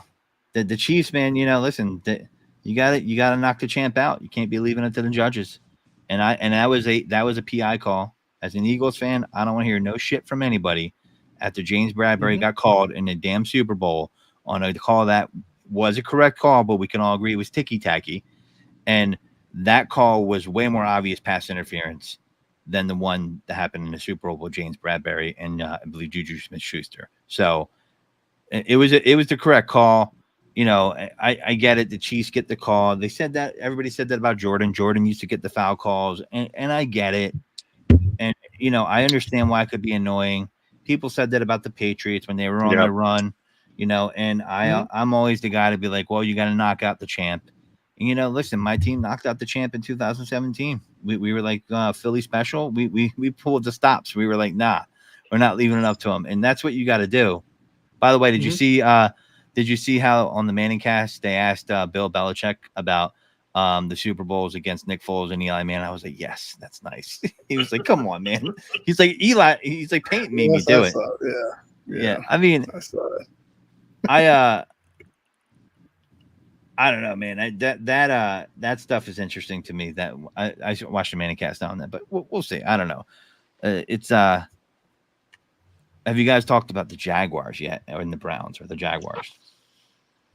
Not yet. We did not. Is there any Jaguars fans out there? Is there any? I don't know if I've ever met a Jags fan. I went to I met him in London when I went to an Eagles Jags game that was in London. I do know a few. My friend's kid is a Jags fan, and I don't know why he let him do that, but he's also a Vikings fan, and they're both in the PA area. So make it make sense. But whatever. I don't know if there's maybe Maurice Jones-Drew. He's a Jags fan, right? MJD. Yeah. Duval County. Yeah. We can do like a couple more quick observations, then get into some picks as well. So, yeah, I guess we talk about the Jags really quickly. Whoever. The Jags. Okay, so they lose again. I know a lot of people when the Jags lose, they obviously look at Trevor Lawrence, his performance. He's another guy that does cause a lot of conversation. And I guess very simply, how worried should you be if you are a Jags fan about this Jags team? Because it's a division right now where I think Houston is at 2-0 and everybody else is 0-2. So it looks like the Texans are the class of the division. But looking at those other three teams, what should we expect from the Jags going forward? Because defensively, I feel like they're offensively, like what are the Jags and why is it not working? Because we were told Peterson's supposed to be a good offensive coach and good with quarterbacks. Trevor Lawrence is supposed to be a great prospect. Why is it not working? Kyle, you were with me on a show, and Doug Peterson won a Super Bowl for my team where I said he's not the best coach in the division. And you remember Gene was like, "You're crazy. You're crazy." Mm-hmm. Am I crazy? But the question now is, did Trevor Lawrence ruin Urban Meyer's career, or did Urban Meyer ruin Trevor Lawrence's career? Mm-hmm. Can we ask that now? And I think Suggs is saying, Pat, I got to say this, though. I would encourage you to maybe watch that game over again, because I think the problem is they're trying to press the deep ball too much, to be honest. Gabe Davis, and I think is a good signing, not earth-shattering. I like their rookie pick. Christian Kirk, 1 catch for -1 yards, 1 catch for 5 yards the week before. Evan Ingram scratched inexplicably. I think Doug Peterson teams outside of that year where they won the Super Bowl have a reputation for starting the season slow. And this is another example of them doing that. And Trevor is going to get Doug fired. And he's will be a special advisor on the Eagles for next week. Like it's one of those things where Trevor will get Doug fired. I don't know. I want to say it's not Trevor. But man, I mean, at what point do you have to you got to question it. I mean, I know their play calling was pretty suspect at the end of the game. They were trying to press the deep ball against Miami. They gave that game away, and then they were running it at the end. Mm-hmm. The Browns, I picked the Browns to beat them, and I also bet on the Browns before the game to beat them. And the reason is because, 2, Browns have a nice defense. Everybody looked at that Cowboys game and thought that they were done for the season. Well, they were missing both of their tackles. Okay, that's huge for a team that is a run-first team, which the Browns are. Yes, Deshaun Watson isn't Deshaun Watson of five years ago, but he's still an above-average quarterback in my eyes. I know he's not popular, but we're not talking about popularity. But yeah, the 6 passes in the second half against Miami. I agree, Pat. You're right, but but in the first half, they were very, very aggressive with going down the field, and I just think, I don't know, Trevor, man, I want him to do well. I'm not anti-Trevor, but man, if he's not the guy, they're stuck in that contract for a long time. And I'm going to tell you what, I think they're going to be the first team to be a London team, and Jacksonville will lose their team as a result. I could see that happening. The owner has London roots. A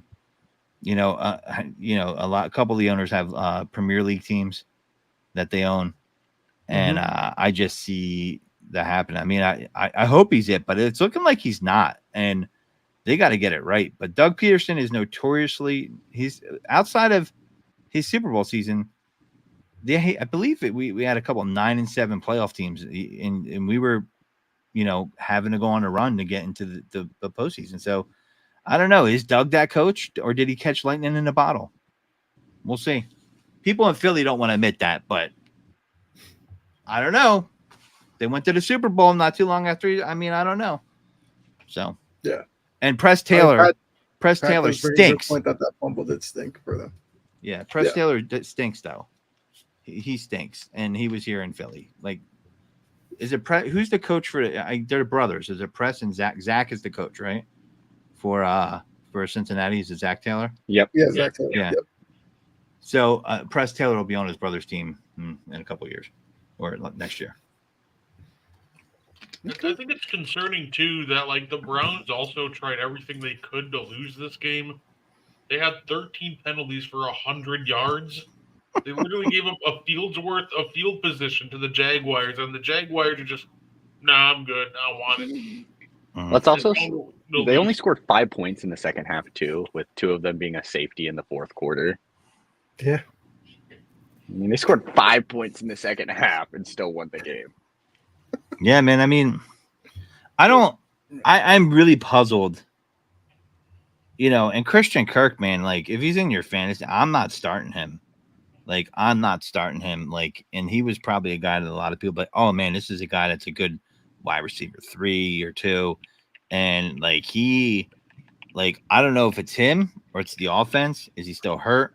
But to have 2 catches for a total of 4 yards for your first 2 games is really, really bad. Brian He had a Thomas. good season Brian last year. Thomas has 2 catches for 94 just this season. Yeah. Just for that game. Yeah. Yep. So there's your deep ball right there, Pat. Right? I mean, those are deep passes. So I don't know, man. That is a team that is very, very puzzling, and they're hurting a lot of fantasy teams out there because you took Evan Ingram pretty high. Yes. That effed me in a 12-team league. I was like, wow, what am I going to do now? I'll just throw a sham wow in the starting lineup and maybe he'll catch a ball. Let's go, Fabian Moreau. Yeah, but the guy who subbed for Evan Ingram had good production. Britton Strange, yeah, 3 catches for 65. That's good for that guy, right? I don't know, man. I don't know. That team doesn't make any sense. Pretty sure he's a rookie. Yeah. No, it's Yeah, the second year. Never mind.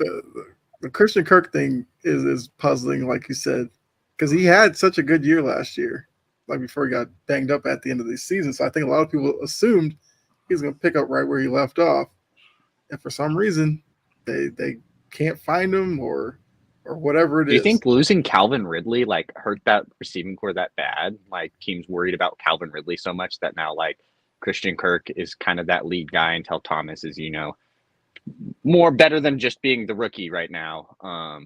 So like people like kind of can game plan for Christian Kirk more. It was like we have to game plan for Christian Kirk and Calvin Ridley.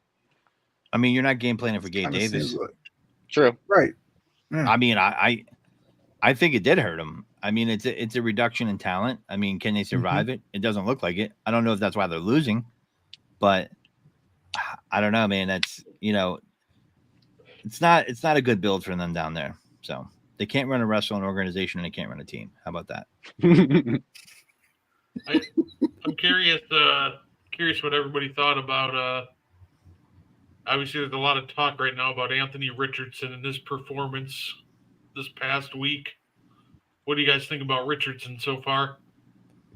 I mean, he's kind of what we've said about him. It's just he can't do the little things, right? Like what we talked about. He can't short pass down the middle, can't pass short. All he can do is throw the ball pretty deep, and then he makes a lot of mistakes. I mean, his quarterback that was very much a project quarterback, and he was just, like for his talent, his upside that you could potentially get. But I mean, throwing 50% completion rate with 3 interceptions, it's just not a good look.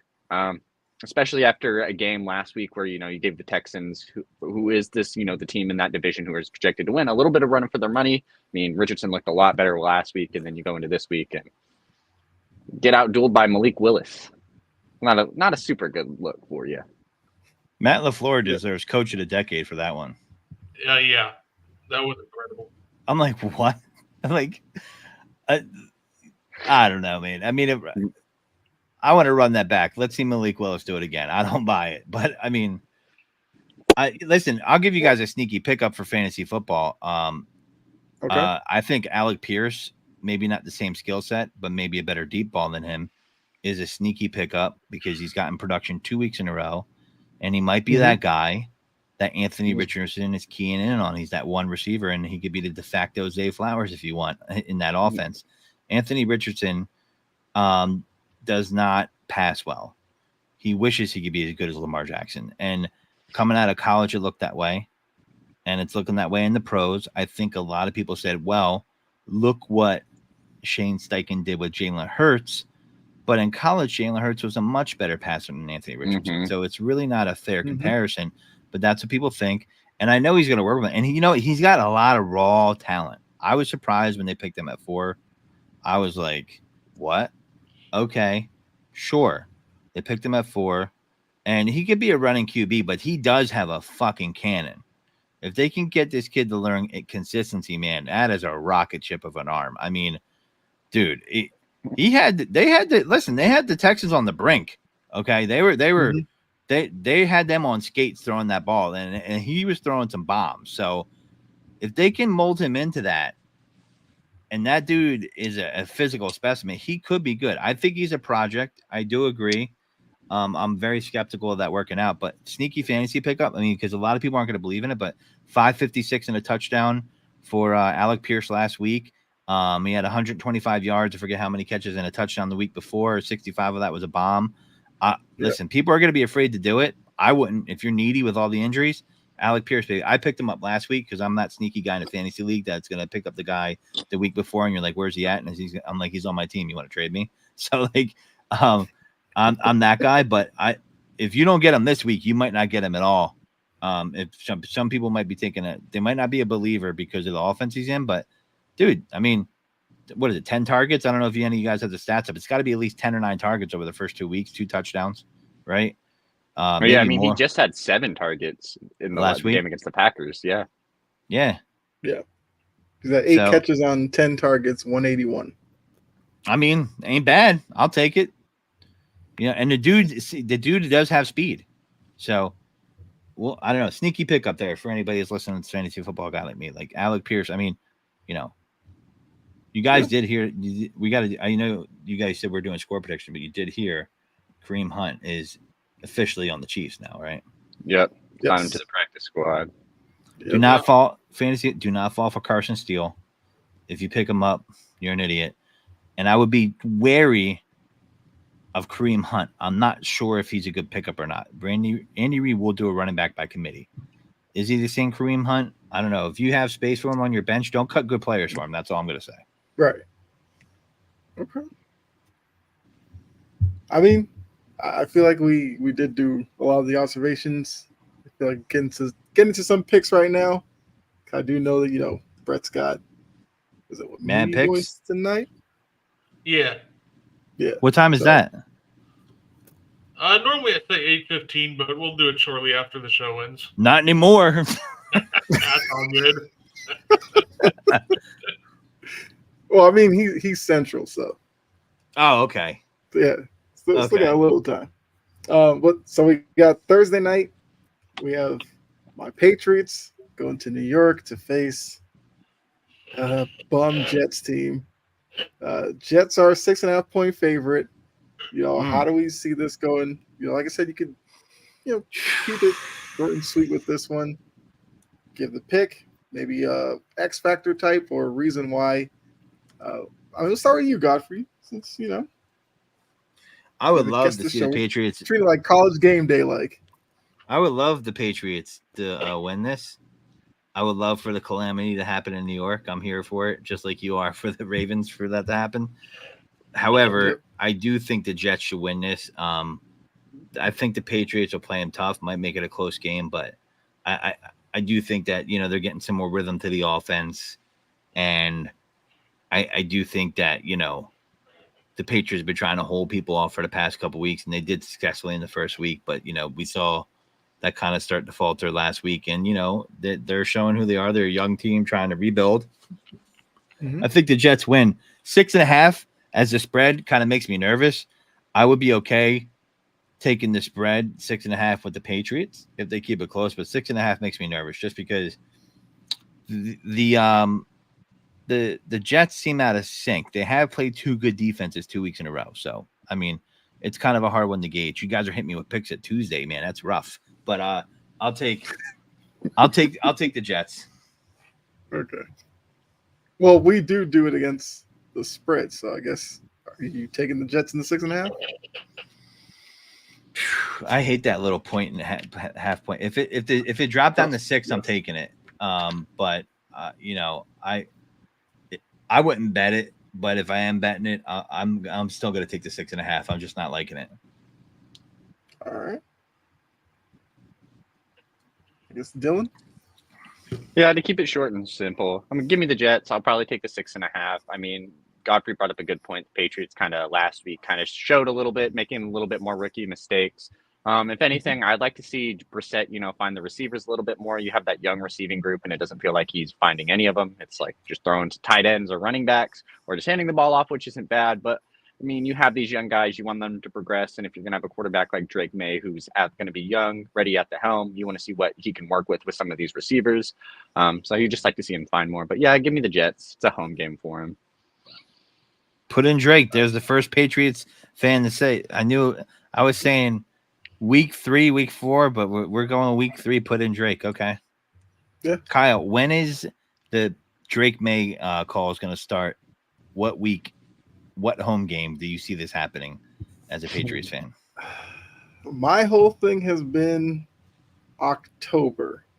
That's Now, not far away.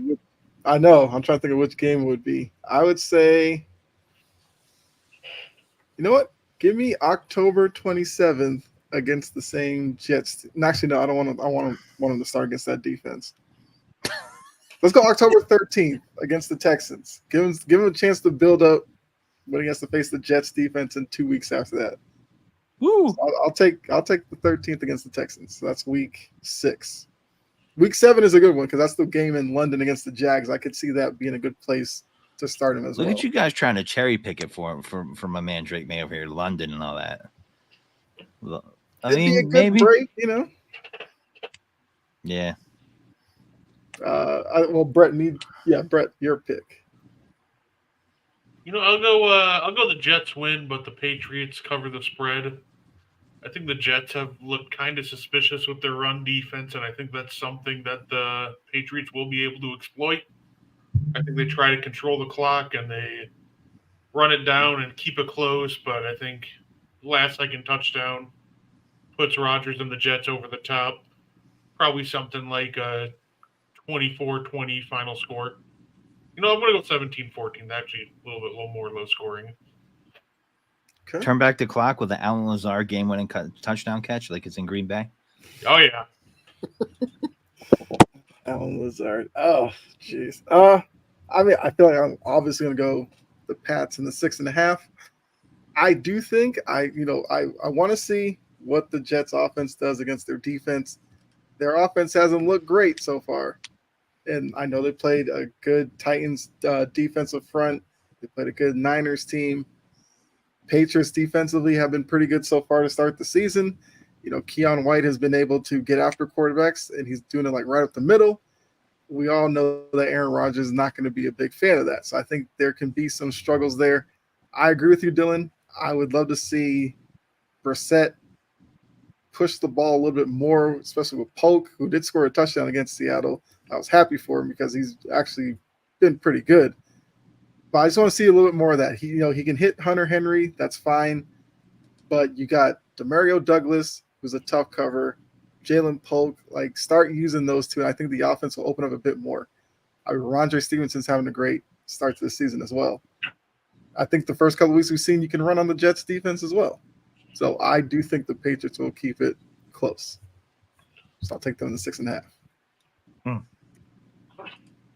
I mean, if you thought picking Thursday night football on a Tuesday is wild, we pick all the primetime games. So we got Sunday night, Chiefs Falcons.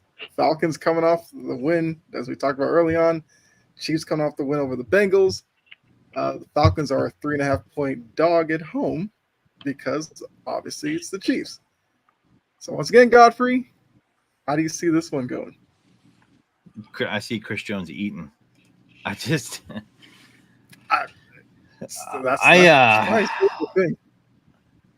there's a coach that's prepared for what's next, a lot of times it's Andy Reid. I see them being able to run the ball. I mean, listen, this is the game where I think, Pat, you're going to see some Travis Kelce come to life. He better, because I'm effed if he doesn't on some teams. So I don't think Father Time has gotten him yet. So I'm going with the Chiefs here to win. I mean, I don't like that little 0.5-point hook, but Chiefs to win. Yeah. All right. Yeah, keeping it simple, I'm going with the Chiefs as well. I mean, to be fair, we just saw Kirk Cousins win a primetime game. Are we betting on Kirk Cousins to win back-to-back primetime games? I mean, that'd be not on anybody's bingo card. Give me KC. I feel like they're just going to be just way better. They'll spread the offense out a little bit more. And I do agree what Godfrey said. Chris Jones is going to eat. He's going to tear up the middle of that line. I'm burning Expect all Kirk my Cousins fantasy lineups if he wins in primetime. I'm burning Expect everything Kirk down. Cousins to probably throw like a touchdown game, 2 interceptions, probably one of them being late in the game, and Casey gets out of there probably with a 10-point win. I'd say, yeah, with how immobile Cousins has looked, Chris Jones just might break the single season sack record this game. I'm going to go with the Chiefs, and I think it will be in big part because they'll be able to pressure Kirk into making mistakes. And I think the Chiefs are going to be more than happy and more than ready to pounce. I think this is going to be one of those games that will be a bit of a blowout, but like a late touchdown makes it look closer than it is. So I'm going to guess this is like 27-20, but the Falcons get a late touchdown to make it seem closer than it was. I wouldn't be surprised if Atlanta was up at like halftime, though. Kind of make people a little scared in case he just kind of puts their foot on the gas pedal and just like, nah. That's when you bet the money line. Patrick Mahomes taking at halftime. Or if they're giving you points, I'm taking that. They do play tougher in Atlanta. It's in Atlanta, so there is that. True. That's true. They do. But Pittsburgh busted their ass in Atlanta too, so Yes. I mean, there is that. I think Pat True. brings up a good point. You got Spagnuolo, the D coordinator, going against Cousins. I'm sure he's going to make it very tough on him. Chris Jones on the D line as well. I'll side with everybody. I'm taking the Chiefs as well. So Chiefs -3.5 for all of us. All right, keep it going. Monday night. We actually have 2 Monday night games this week. Really? Oh, really? Yes. Yep. This week they're doing 2 of them. Oh crap, we do. Yeah. Why? Wow. I mean, I'm I okay don't- with it, but Yeah. They're both on like 30 minutes away from each other. I hate when they do that. If you're gonna do it, play one early so I can watch both games. I don't want to have to switch back. Like as a Oh, you're football on- fan, you're I'll on sit the- there and watch both games. Yeah. They're One's on gonna try to take ESPN, one's on advantage of- ABC. Yeah, they're gonna take advantage of the multi-view or the person who has the iPad on one, TV on the other. They know we'll find a way to watch both of them at the same time. oh So you got the Jags, who we talked about, with another opportunity to get a win against a good team. Got the Bills. We're at home. Josh Allen's looked pretty good the first couple of weeks. The Bills are a 5.5-point favorite up in Orchard Park. We know that crowd's going to be electric as well. So who do you have winning this one? Bills. Yeah, Bills. I mean, until Jacksonville gives me a sign that they're better than what they've shown us this season. The Bills look good. I mean, you had that tough comeback win against Arizona. That's the type of game, even though probably shouldn't have been that down to Arizona, give or take. Arizona's also been playing really, really well this season. So you probably just got shocked by an Arizona team you didn't expect to be that good. But overall, I mean, yeah, the Bills are a way better team. If Sir Trevor Lawrence, and I'm going to call him that because he's a future London Jaguars quarterback, if Sir Trevor Lawrence can go into Buffalo and beat Josh Allen and the Bills, I will never doubt him again and say, you know what? He's here to stay. If he can pull that off, I would be like, you know what? There's something to this kid. If Jacksonville moves to London and if he were to win a Super Bowl, you think they would knight him? That would be cool. Please. Knight Trevor Lawrence. Yeah. They'd have 2 games there a year, pretty much. They're basically right. Yeah, they did. Yeah, they're Jacksonville had the most basically games in basically London. London's team. Yeah. If you did that in Philly and took 2 games away from us to play in London, we Yeah, would that'd ride it. probably be a riot. There would be. I mean, Jacksonville probably has the lowest season ticket holders, so they probably don't care. Probably. Well, who wants to go to Jacksonville? Sorry if you're from Jacksonville. I have to take a vacation in Jacksonville. No. Said nobody ever. Yeah. I have a buddy who's lived there for about 2-3 years now, and he was like, "I've never even been to a game." It's like that. Who are they scene in Major competing League. with? What other Yeah. team do they compete with there? Nobody, exactly. Yeah, nobody. Yeah. It's bad. Brett, are you going with everybody with the Bills? Yeah, I think the Bills cover. I think the game is closer than people think, but overall, I think it'll end up being like a 30-23 one score game. Buffalo This wins. does feel like a game where, you know, Josh Allen's just gonna play like crap, and then we're like, this is what we expected from the Bills. Like they have like just one game where they just stink it up, and we're like, man, you look bad, Josh Allen. Like one touchdown, 3 interceptions. Yeah. Maybe it's a Keon Coleman coming out game. That'd be good. I wouldn't mind a Dalton Kincaid big game. I'd like Khalil Shakir as well too. Wow. I thought he's looked good in this. I thought Buffalo's been using him a little bit well this season. He so seems far. like he's been Josh Allen's favorite target, Shakir. He's going to lead the team or compete for leading team in receptions. I'm telling you right now. I already thought that going into to fantasy football season. I was all over him. Khalil Shakir is they like him. Yeah. So. Yeah.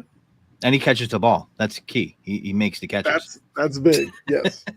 I mean, hey, why not? Keep on using them until it doesn't work. The other Monday night, Commanders, Bengals.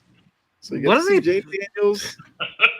Do they just what is this game selection here? Did they like let's make a smash burger of shit and think it makes a good burger and put it together on a bun and pick these two games? Like man, they've been doing garbage with these games, I would say. I guess the Jags were supposed to be good, right? So yeah.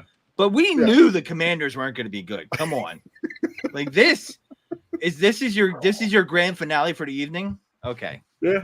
Especially when you have like a game like Ravens Cowboys that could, you could play Dolphins Seahawks, even Eagles Saints would be interesting. And they're Vikings both Texans. East Coast games too. I guess it's an hour behind the Central Time. I don't know. It's weird. Yeah, I mean, this is what they chose. So yes, this is the 8:15 one. Jacksonville Buffalo is a 7:30 kickoff.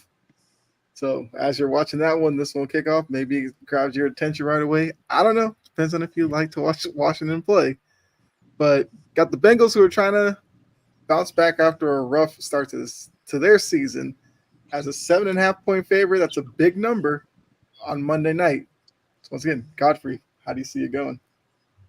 I think the Bengals are going to Bengals by 17. I think the Bengals are going to whoop some ass. They're angry. It's at home. I could see them winning by over 7.5. I hate that point at half point, but dude, listen, the Washington has no defense. Okay. The Bucks destroyed them, right? Right? Bucks pretty much destroyed. Yeah. Didn't the Bucks win by the Bucks won by a good amount, like right? 37-10. 37-20. 20. Jamar 20. Chase is going to go bananas in this game. I will tell you that I started a GoFundMe for the Commanders passing game, and a food drive because it's starving. 6 catches for 22 yards to Terry McLaurin. What? Yeah. You know what?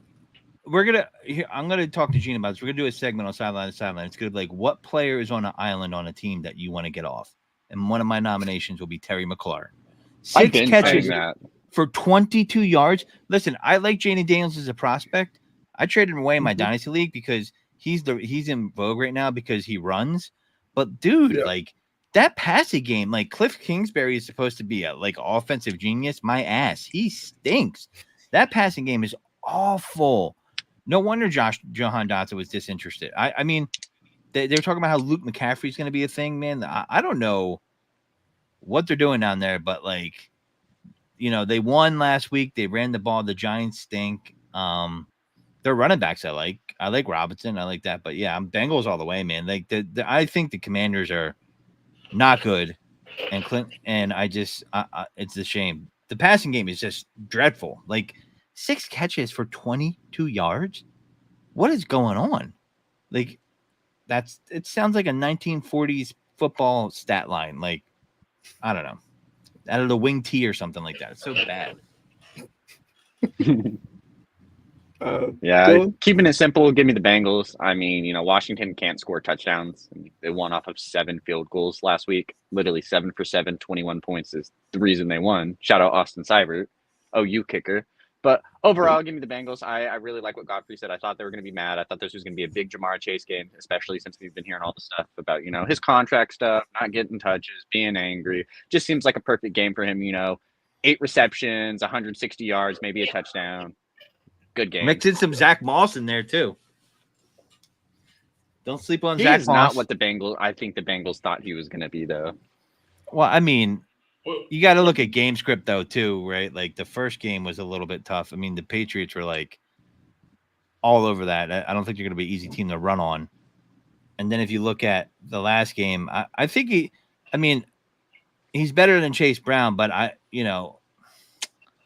don't blame them for trading Joe Mixon. I think Joe Mixon is definitely better than Zach Moss, but they got to get things going there. And one thing we got to keep in mind with the first 3 weeks of football, these teams that don't want to play anybody during the preseason, it shows. It shows. Give them a half of football. That used to be the standard. Like the Pats, not the Pats. The Chiefs did it. They don't look as rusty as everybody else does. So just remember, week 1 through 3 will make a fool out of you. Plus, the Bengals are not really the greatest, teams. We talked about it last week. I think in Joe Burrow's career, he's had 1 win, and a season opener since playing for the Bengals. And, they've always been a team that's a slow start. We always be talking about 0-2 Bengals. Are they good enough? What's the case with them? So Cooper Rush beating them yeah, last year in the beginning of the year. Cooper Rush.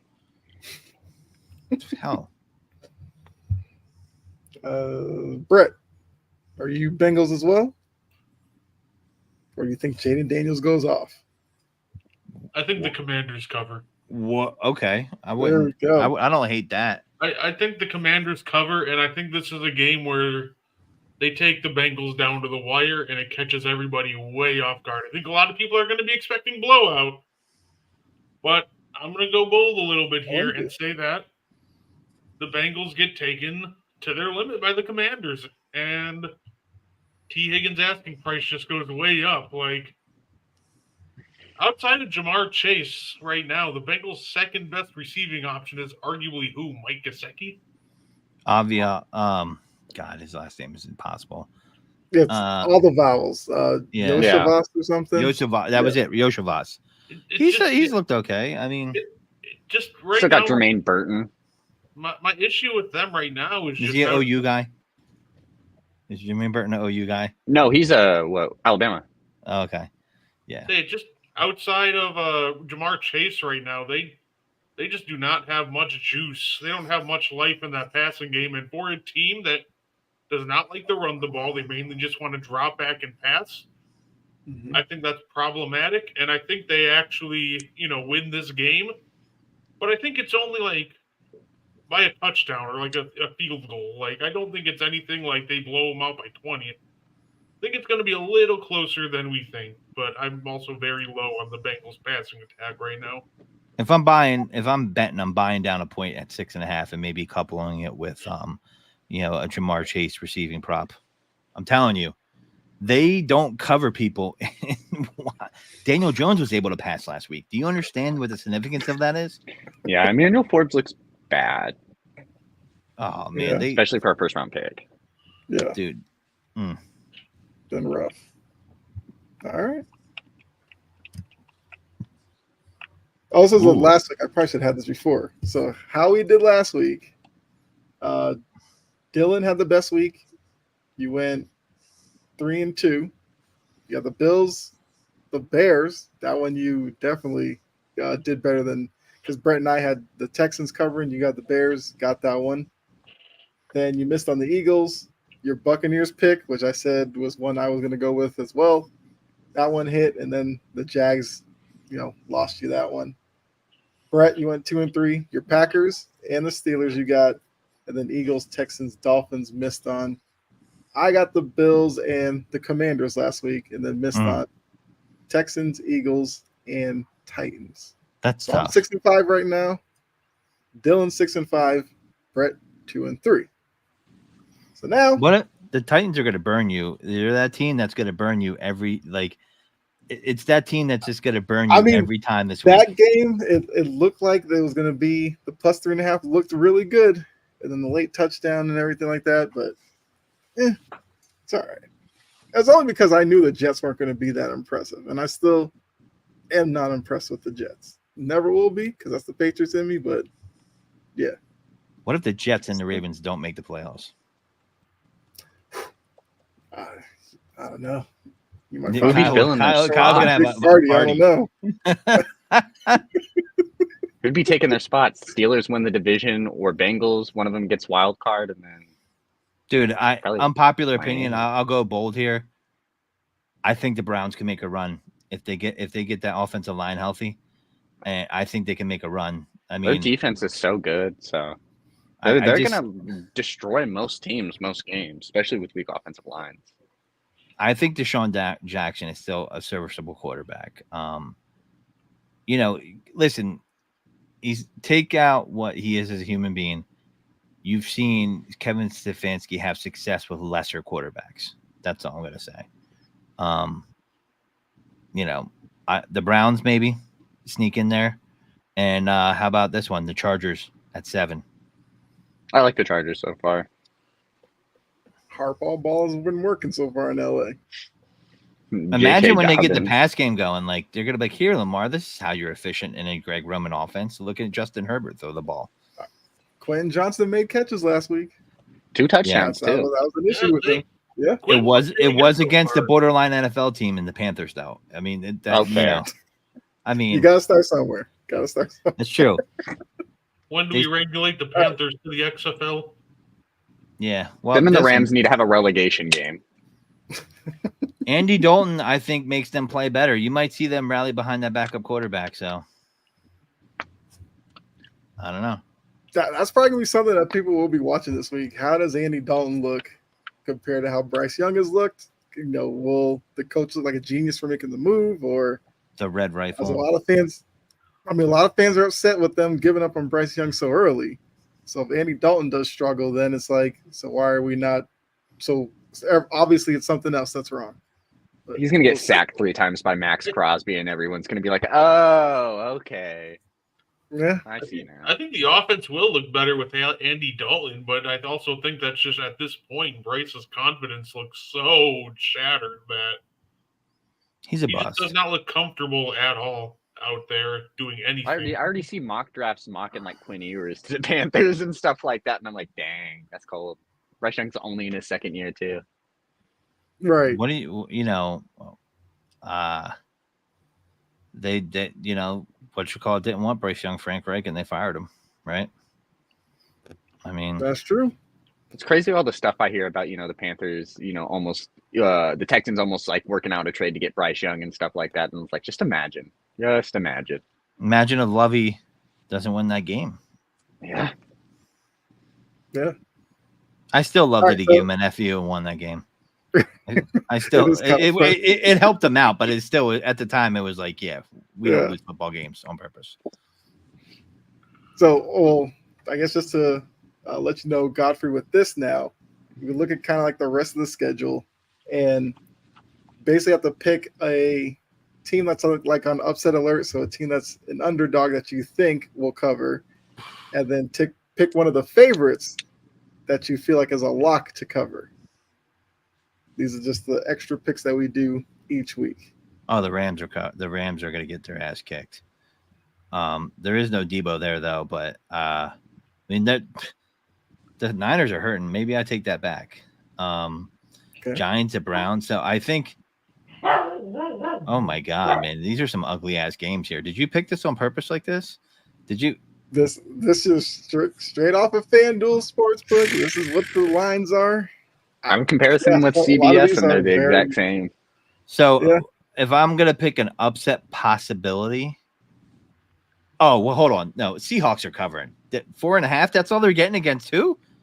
The No, Dolphins, yeah. stop it. Seahawks are covering. I'm not even. Stop it. The upset I'm going with. The Cardinals are +3. Whew, that's tempting. I mean, I'll come back to it, but I would say my 1A is if we're going upset, I could take the Cardinals at home versus the Lions with the +3. I like that.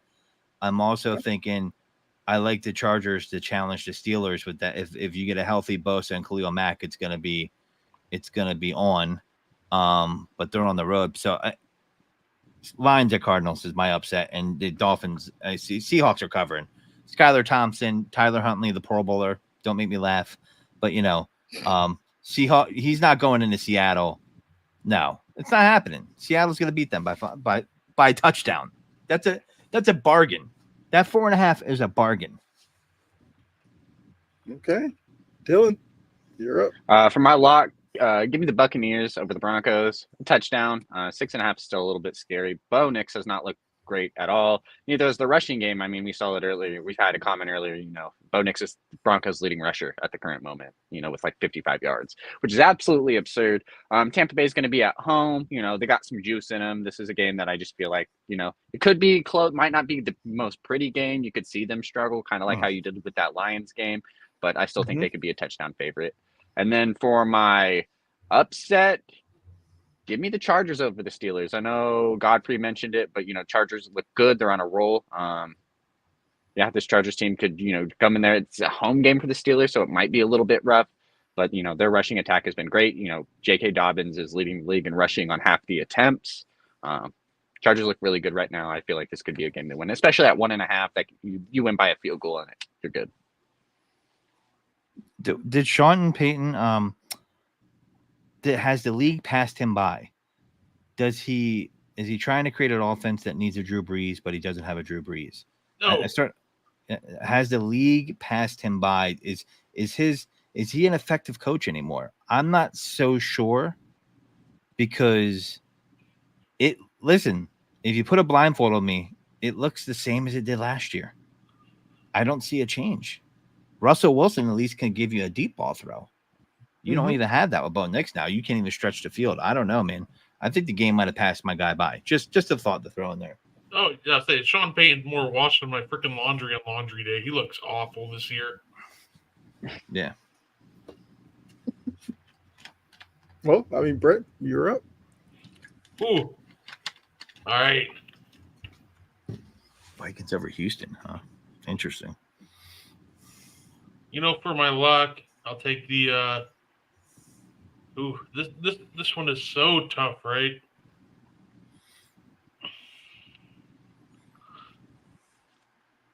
I'll take the lock being, I think the Texans will beat the Vikings by more than 3.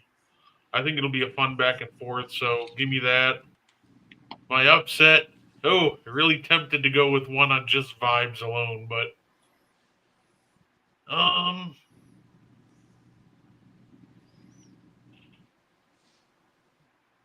let's see.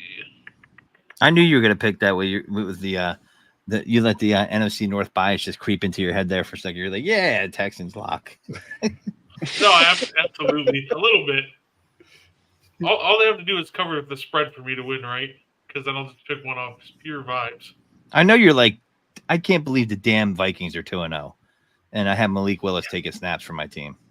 Okay, well, since all they have to do is cover the spread for upset, give me the Giants covering versus the Browns. They got to beat them in that pick, or they got to? Oh, they got to cover No, the spread. they said to cover the 6.5.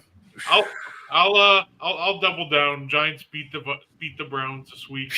I don't know, man. For it all. We're going for the Hail Mary. You know what I think is going to happen after that game? You are going to see Drew Lock become the starting quarterback of the New York Giants. Brian Daboll has a reclamation project with him and says, you know what? This guy could play quarterback. I'm telling you, Drew Lock is going to be a quarterback. If they get, I think the Browns are going to just shit on him defensively. And Drew Lock time. Brett, put down the liquor. John's not exactly agreeing with you, Brett. Listen, a couple times a year, I make a handful of picks off pure vibes. I did it last year with the Cardinals a couple times. This year, we're doing it. Giants somehow stay within the 6.5. It's possible. It's possible. Yeah, why not? All right. Let's see. Where do I want to go with this? I mean, I think you may be drinking a little bit on that, but it's possible. I mean, they could cover. I don't think they win, but it's possible. Anything's possible. After last week, how can you doubt anything? Exactly. Let's see. I will go with I kind of want to pick the Panthers Raiders. That Trust is the it. Raiders with them with a 5.5, or did the Panthers get a bump from Andy Dalton and look functional? We got Max Crosby. You know what? I might be crazy for this. I feel like the Red Rifle or whatever. Oh, he's doing it. I could see them covering the 5.5. I feel like the Raiders are a team that's going to beat teams that are like 3 and all this every week. They're not necessarily going to blow anybody out. And as bad as the Panthers have looked, I'll give them this week as an opportunity to look like an NFL team. So I'll go Panthers plus the 5.5. Andy Dalton throwing to Adam Thielen in the end zone is going to look so so weird. Nothing makes me more happy the fact that like the 2 worst teams in the NFL have been picked for pick them this week. Well, Panthers. Yeah. I mean, listen, that's they do say that they will rally behind the quarterback. When they switch to the backup, at least for the first game. Mm-hmm. So there might be some of that, but I don't know, man. Maybe Antonio Pierce has turned that switch on for Vegas. Minshew's that dude, kind of like he's Baker Mayfield-esque, where it's just like, man, when he's on, but when he crashes, he just crashes. Oh, I saw that as an Eagles fan when he was a backup, and he threw some interceptions. I was like, the fuck? Like I was like, Then he rips one off for like a 60-yard pass that's so beautiful, and you're like, oh, okay. Yeah. He's the only reason why I was okay taking Devontae Adams this year in fantasy football. Yeah. I mean, he likes throwing to him. I will give him that. Maybe they have a bit of a letdown after the win over the Ravens. They see the Panthers on the schedule. Maybe I don't know. Maybe they're not as locked in, and Andy Dalton keeps it closer. Or we come back next week and the Raiders beat them by like 30, and I look like an idiot. So either thing could happen. I think for a lock, I'm going to go with. This is tough. Give me the. Oh, I want to pick them. I'm not going to. You're going back to the well, aren't you? Going back to the well again, aren't you? I know what you're thinking. You're like you want to go back to the well. It's the revenge game. You want to do it. It's the revenge game. Do it, Kyle. I don't know. I don't know. The Malik Willis revenge game. Did anybody have that on their bingo card? Malik Willis at the Titans. Week 3 of the NFL revenge game. Where's Jury at? Is she still here? Like, if he goes in there and beats the Titans, someone's gonna have to check. I'm gonna have to call Jury. That game is right there for me to pick. You got to only had 2 incompletions last week. Just saying. How many passes did he throw? 10? 14. 14, but he got 12. 14 is probably even more than I thought he would have. It really comes down to, I think, with that game, how comfortable are you in the Packers' offensive line versus that defensive line? If the Packers are able to run on that's where I'm thinking. On the Titans, don't sleep on that Titans defensive line. Do not sleep on. It is. They are getting after people. That's why I'm gonna do it. Honestly. Okay. I knew you were going back. I knew you were going back for it. Third time to the well. Looking at the rest of the games, I'm not touching Niners Rams. I can't do that one in good conscience, and I'm definitely not going to pick the Ravens -1.5. My mouth won't even. No, my mind would not allow me to do that one. So even Eagles Saints is just tricky. I'm scared to death of the Eagles fan. Well, they're underdogs by 2.5. Oh yeah, give me that. I'll take that. But I did even before the season started. This team is. I don't know, man. People want to say they're not real, and they might not be real. But the Eagles just completely shit the bed. So I think they could be beat. They might. Mm-hmm. They could lose their next 2 to 3 games. Unfortunately, I don't think they will, but it's possible. I can't say that's not possible after the way last year ended. I'll say if they lose their next 2 to 3 games, if they start out 1-4, how much longer of a leash does Sirianni have at that point? I think at that point, Kellen, I think they hired Kellen Moore for two reasons: to bring in an offense that was more dynamic and someone who's more experienced, and a guy where they might make him the head coach. I could see that. I could see that totally happening. If they start out 1-4, 1-5, oh my God, I can't. I'm gonna throw up. I don't think they will, but dude, it's possible. I mean, see, we predict the NFL season and the schedule, and like these are these couple games coming up for them. We thought would be easier games. Everybody's like, oh, the Saints would be an easier game. Not necessarily. I mean, I'm nervous as an Eagles fan. I'm not even gonna lie. I don't even know what to think. I still need some time to digest. The Saints are favored by 2.5. Usually, if you're a home team and it's kind of a straight up matchup, you're favored by 3 points. You get that 3 points. Yes. So the fact that the Eagles are getting half a point, I don't know, man. Oh my God. I can't do it. I can't. I don't think he would get a pass because he lost Cox, Kelsey, and injuries. Because he had him last year, and look how that season ended.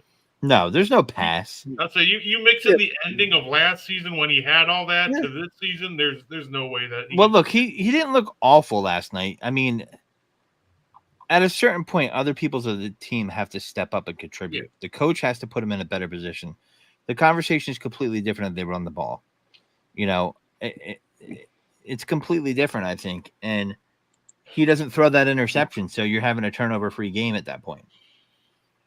Right? So I think he has played better. I do think he does not deserve a pass. They drafted to replace those guys appropriately. The guy for the offensive line is playing good, but the guys on the D-line that have been drafted to replace some of those guys that left suck. Jordan Davis, Jalen Carter, I mean, I don't know. What is wrong with them? I agree. What's wrong with them? Yeah. So Jory did say she was in here. So Jory, just to let you know, Godfrey was wondering, Malik Willis revenge game this week, Packers Titans. If Malik Willis was to win it, he was wondering how you would react to it. She would lose her damn mind. Pat, they got to run all over with that zone scheme. Then the prevent defense at the end, all bad. Yes. Yeah. It's so funny because like Malik Willis has Will Levis. I mean, he'll have 90%. He'll show some really great flashes, but man, that he just makes the greatest bonehead plays we've ever seen. It's just I don't even know how to put it in words, honestly. When he looks good, at times he looks really good. Don't get me started on Shanahan. It's really bad. Yeah, Kyle Shanahan is the modern Marty Schottenheimer. He's the modern day Marty Schottenheimer that made it to a couple Super Bowls. That's what he is. He's not a closer. But you know what? To be fair, Andy Reid wasn't a closer until he got Patrick Mahomes. So, and now everybody goes like, "Oh, see, you guys should have kept him." Whatever. So, I mean, right now, yeah, it's a fair question. But Kyle Shanahan overall is a good coach. He just likes to F your fantasy team. I didn't pick no shares of Christian McCaffrey this year. I'm safe. None. Me neither. Yeah, I didn't take him either. Once he was out of that Panthers uniform, I was scared. Well, I mean, last year he was, a little healthy, but it seems like this year, back to the, injury plague season. So before we get out here, just remind you all. I know. Yes, they lucked into that one. You could say they lucked with Brock Purdy as well. So Brett, you got the Pats plus 6.5, Chiefs minus 3.5, Bills minus 5.5. Oh, probably go silent for a week. Got the Commanders plus 7.5, which might be your boldest pick of the week. Texans minus 2.5, and Giants plus 6.5. I mean, that's pretty bold as well. Dylan, you got the Jets minus 6.5.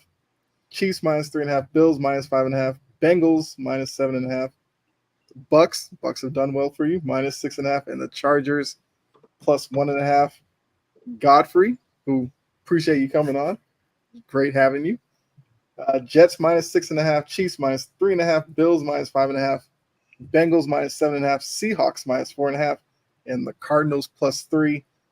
I've got Patriots plus 6.5, Chiefs minus 3.5, Bills minus 5.5, Bengals minus 7.5, Panthers plus 5.5, and Titans minus 2.5. Is that a mistake? Like, did you write down that spread right? Which one? The Cardinals and +3. I mean, Yeah. that's it. The total's 52.5. I feel like they're not. I guess Vegas isn't bought in on the Cardinals yet. I don't know. And they must figure that the lines will bounce back because we know Vegas loves the lines. I'm looking right now. It's definitely Cardinals +3. Yeah, we'll see, man. Maybe Kyler Murray. Kyler Murray had his.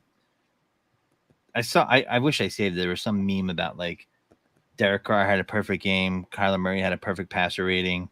Sam Darnold, is 2-0. I'm like, what? It's like we're in the neither world of the NFL right now. This is just crazy. It is wild right now. I don't know what's going on. The week 2 MVP race of pretty much all the old Panthers quarterbacks and Sam Darnold and Derek Carr. Oh man. Yeah. Geno Smith is having a good year so far. Right? I mean, he is. Yeah. Mayfield. Derek Carr's first in QB passing rater.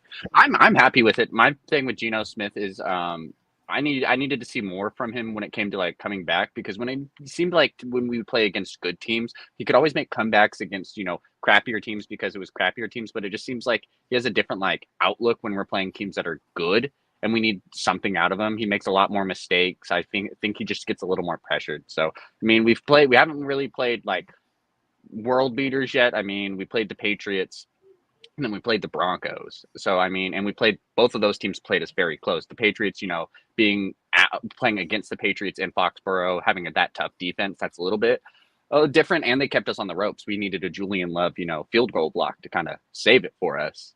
That's just something that's never really happened.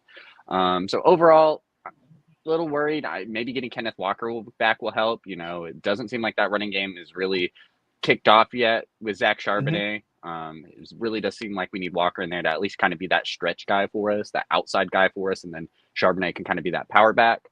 But overall, I like him. I really like, him spreading the ball out to Smith and Jigba, over 100 yards, and then DK having over 100 yards is nice as well too. Hot take: Geno Smith gets injured for a couple games, and Sam Howell starts a quarterback controversy. I'm fine with it. I like Sam Howell. I mean, I don't want my quarterback to get injured. I'd rather just Geno work it out for the whole season. But Howell can come in there and, I don't care if he throws picks as long as he wins games. Yeah, well, he threw a lot of picks last year, though. I mean, you can't win games that way. True. I mean, Geno's a very smart quarterback. That's why I like him so much. With Howell, he could probably get you in some of those moments, when you need a score, where Geno's kind of going to look methodically down the field, maybe not take some chances he probably should, but at least at the end of the day, he has a way higher IQ and he's going to find the passes that we need, throughout the game. He might not just take those big chances to win it, whereas Sam Howell, will make those mistakes early on in the game, but might make that big play to win it for you. Yeah, Metcalf beat the brakes off of Christian Gonzalez this past week. Well, at least Sam Howell. I'll say at least Sam Howell didn't have a worse. I don't know. I'm talking about picks. I don't know what Caleb Williams was thinking when he threw into triple coverage. He had like arguably the worst pick of the week. That was. He was thinking survive, not die, because the Browns' offensive line is atrocious. Oh yeah, the Bears I'm convinced they think it's in the rule book that you have to let the defense hit the running back in the backfield on every play, because I felt bad for Swift. Everyone was like, "Oh, 10 carries for 18 yards." Like that man was getting hit as soon as he touched the ball in the backfield. But Brett, I need to send you a meme that I saw, and it was a meme that said Caleb Williams and Justin Fields, and it was a meme with Sting taking off the mask, revealing it was Sting. And they were saying it was the same thing. They were like, Caleb Williams, Justin Fields. I was like, damn. Yeah, I've seen a couple of those. And I've seen, I saw TikTok with some Bears fans, and they're saying the same thing. It's like, we got Caleb Williams to be the same as Justin Fields. What a waste. They got to give him an offensive line. I mean, it's only 2 games in. Yeah. He needs an offensive line. It was clear that they didn't have that. You saw DJ Moore was frustrated. He holds the ball and just stands in the pocket. And I'm like, with that offensive line, you're going to get yourself killed doing that. I'd rather he drop back, see nothing, and just take off right away than actually stand back there and be a statue. Because he took After some hits these- against the Texans. I was like, you don't want to take too many more of those. He's learning that you can't out athlete everyone in the NFL. Yeah. Like, and with those two lines that he just faced with the Titans and the Texans, dude, like, bro. So they're gonna have to learn it up, because you know what? Eberflus gonna be gone. So is that GM. Like, they're they will clear out and burn down the damn house before they'll admit that their first round pick is a bust.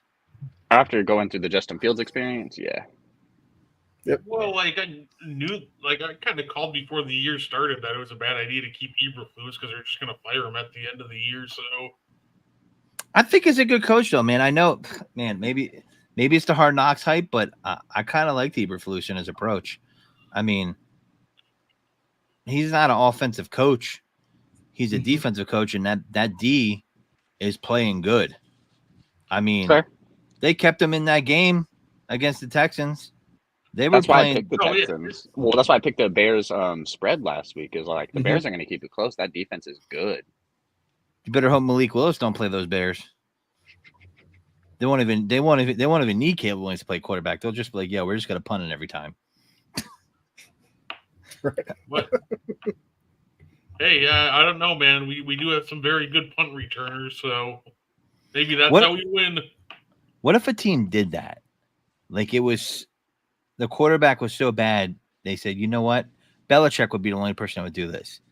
That they punt the ball every time on first down, and they were just rotating defense in and out. Well, the Titans coach said that if they punted on first down every time, they would have won in week 1. I mean, look, last year, the Patriots beat with the Jets on like the walk-off punt return from Marcus Jones, and that the offense that day was basically 3 and out all day. And it was 3-3 game, like 10 seconds left. Marcus Jones takes back a punt return. That's how they win the game. And I was like, that Wasn't was that 2 years ago when you guys ran the ball like against the and Bills? passed Yep. twice? And Yeah. Damian Harris went crazy. Yeah. I think John just brought up my favorite Bears moment that I've seen this year. Caleb Williams texting the punter and said, "You won't be punting much this year." Then just proceeding to lead like just a genuinely bad offense. And I'm not saying it's Yeah, Caleb having like Williams' fault that the 14, offense- 15 punts on the season already. Yeah. I'm saying I'm not blaming Caleb Williams. I'm not giving him all the blame for how bad this offense is, but it's just kind of funny. He's like, yeah, you won't be punting much this year, and the man's probably damn near top of the leagues in punts this year. Listen, DJ Moore got 1,300 yards last year with Justin Fields. Okay, he had a 1,300-yard season. He's getting frustrated, as you can see, during the game on Sunday when he's open. I mean, say what you want about Justin Fields, but he had 1,300 yards with Justin Fields. I'm just That saying. was all of Justin Fields' passing yards. Yeah, might have been most of it, but Yeah. that was a top 10 receiver fantasy football. I mean, 9 touchdowns. Who knows? He won't sniff 800 this year. I mean, he he didn't not. get a single catch, did he? He didn't get a single yard last game, did he? No, he did. Didn't believe so. He got Oh. catches. It was like 6 for 50 or something like that. I think something nominal. So I knows? was just about to let you know. He had 6 for 53, 10 targets. I mean, Roma Dunze hasn't really done much. He's been injured. Yeah. well, Looking back at that draft, like Odunze was like a pretty pick, but they definitely should have just went offensive line. And that's the sad thing, because you took looks like it right Odunze at what, 9, and the only offensive lineman off the board at that time was probably just Joe Alt. So you kind of really had your picks of everyone, I'm pretty sure.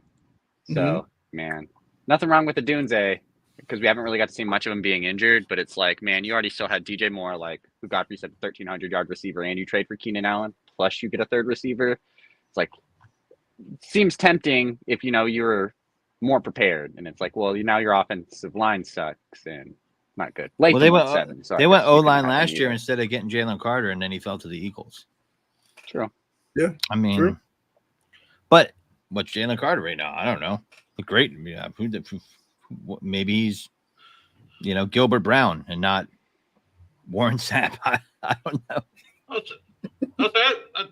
I actually like Jalen Carter. I thought he was the best defensive lineman yesterday. They just seemed to always are able to double down on him and just make sure nobody else beats him. So, well, that's what people don't realize is that the question is, and Brian Baldinger does really good breakdowns, is who was going to pick up the slack when he got double teamed, right? And last year that was Fletcher Cox. And he retired, but Fletcher Cox is still a very serviceable player. So who's going to pick it up? Right. And I don't think anybody's picking that up. And that's a problem. I don't know. So George said Alt and Latham were the linemen that were gone by the time the Bears were picking. Yeah, but you still had that run on them where you had like Olu at 11. You had, can't think off the top of my head, someone else I think go at like 10. Undervalued coaching position in the NFL is offensive line coach. And you could see the impact for the Eagles with Jeff Stoutland. And you will see the impact you have so far. This is why I think they've been competitive, even though they have won with Bill Callahan coaching for the Titans. Right? Yep. And I think if they can keep that defense where they're at and limit the mistakes from Will Levis, they can make a run. Yeah, they're going to beat some teams. Because that defense has some teeth to it, right? Like, I like their new coach, and that offensive line is going to cook. It's, Will Levis needs to not make mistakes. Yeah, I agree. I agree with that. Packers offensive line has looked great so far, especially that week 2. They were awesome. My only concern with them is they are too undisciplined at times. Rasheed Walker leads the NFL in penalties by an offensive lineman, and Zach Tom got penalized twice for being downfield. But overall, I wasn't sold on them coming into this year, and even after week 1, I wasn't necessarily sold. But when they're not just doing the stupidest stuff imaginable, they look really good when they're not committing dumb penalties. Yeah. All right. By the way, good. Jory, I think DeAndre Hopkins is cooked. Unless he's injured, that boy is washed. I can't remember how many catches did he have. I remember a couple of catches I saw. I'll look it up. I mean, he's a perfect high point ball guy. Why can't they? I don't know. It doesn't seem to make sense to me. But maybe he's getting over an injury. He's been pretty pedestrian. Yeah, he had 1 catch for 9 yards. Because it does seem like Ridley is kind of Levis's favorite, at least for right now. Yeah. Someone keeps trying to trade me him for Rashee Rice and a bunch of draft picks and Dynasty League. I'm not doing it. So let's see. Nicholas Petit-Ferrer, the new fantasy expert, according to him, can stop being dumb and jump in the line. I'd be happy.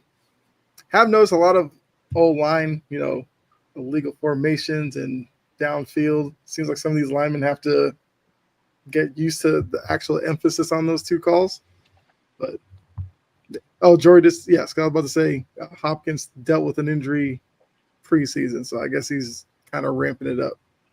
We'll see. I hope you're right. I mean, that should help them, right? So yeah.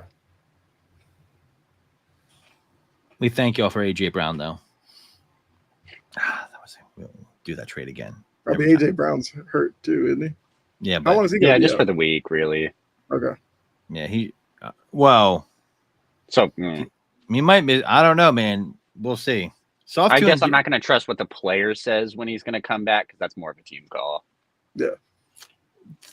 Soft tissue injuries are tough. True. Tough. What you gonna do though? Yeah. Well, I mean, like I said a little earlier, appreciate you jumping on, Godfrey. Had a lot of fun talking with you, talking to the Eagles as well as some of the other teams. Like I said, I know Brett's got a little late for Meaty Boys, but I'm sure you probably got to get ready for that. Wrestling and everything. wrestling's still in a good space, so definitely be tuning in for that. But yeah, I mean, you guys want to add anything before we get out of here? Just be very cautious with your waiver wire ads and drops in fantasy football. Weeks 1 through 3 will make a fool out of you. Kareem Hunt, remember, he got signed to the practice squad. Can he get elevated? I don't know. Has he been eating donuts or been lifting weights? Be careful. Okay. Please take Treylon Burks. No trade backs.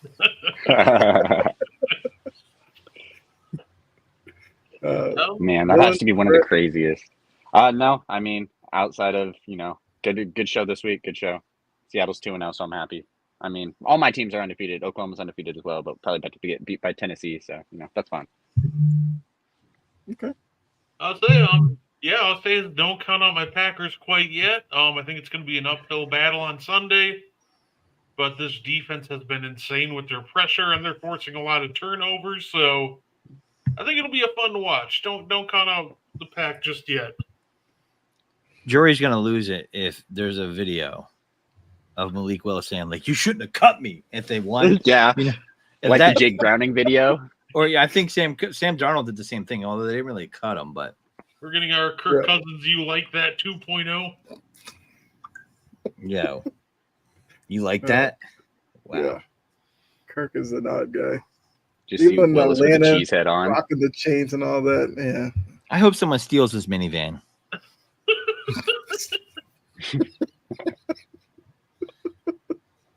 Yeah, it's crazy right now in the NFL. I don't know what's going on. Out of all places, it'd probably happen in Atlanta too. Should have happened to Philly if you drove it. I would have. I mean, fucking Kirk. We lost it on prime time. Kirk Cousins. Look, that tells you 2024 weird season. Kirk Cousins balling out prime time. Sam Darnold looks like maybe Shanahan was onto something about Steve Young. I mean, he's out there throwing the ball all around. What are we doing? I don't know. Sam Darnold will reveal who he is eventually. Don't you worry about that. There is no doubt in my mind. Fans are waiting for that. Yeah, I know. I mean, listen, Brian Flores, I guess, has their number. 2 years in a row, he beat them in Minnesota. Mm-hmm. So, and you can't make the concussion excuse this time because that's what happened last year. Like, oh, you had a concussion. Okay, cool. No CMC. So I don't know. Purdy didn't look bad though. Yeah. No, I mean he's leading the league in passing yards right now too. Wow, what a world we live in. Yep. Just sit back and enjoy the ride. Patrick Mahomes had his worst passing day, I think, yardage total ever last week. Yep.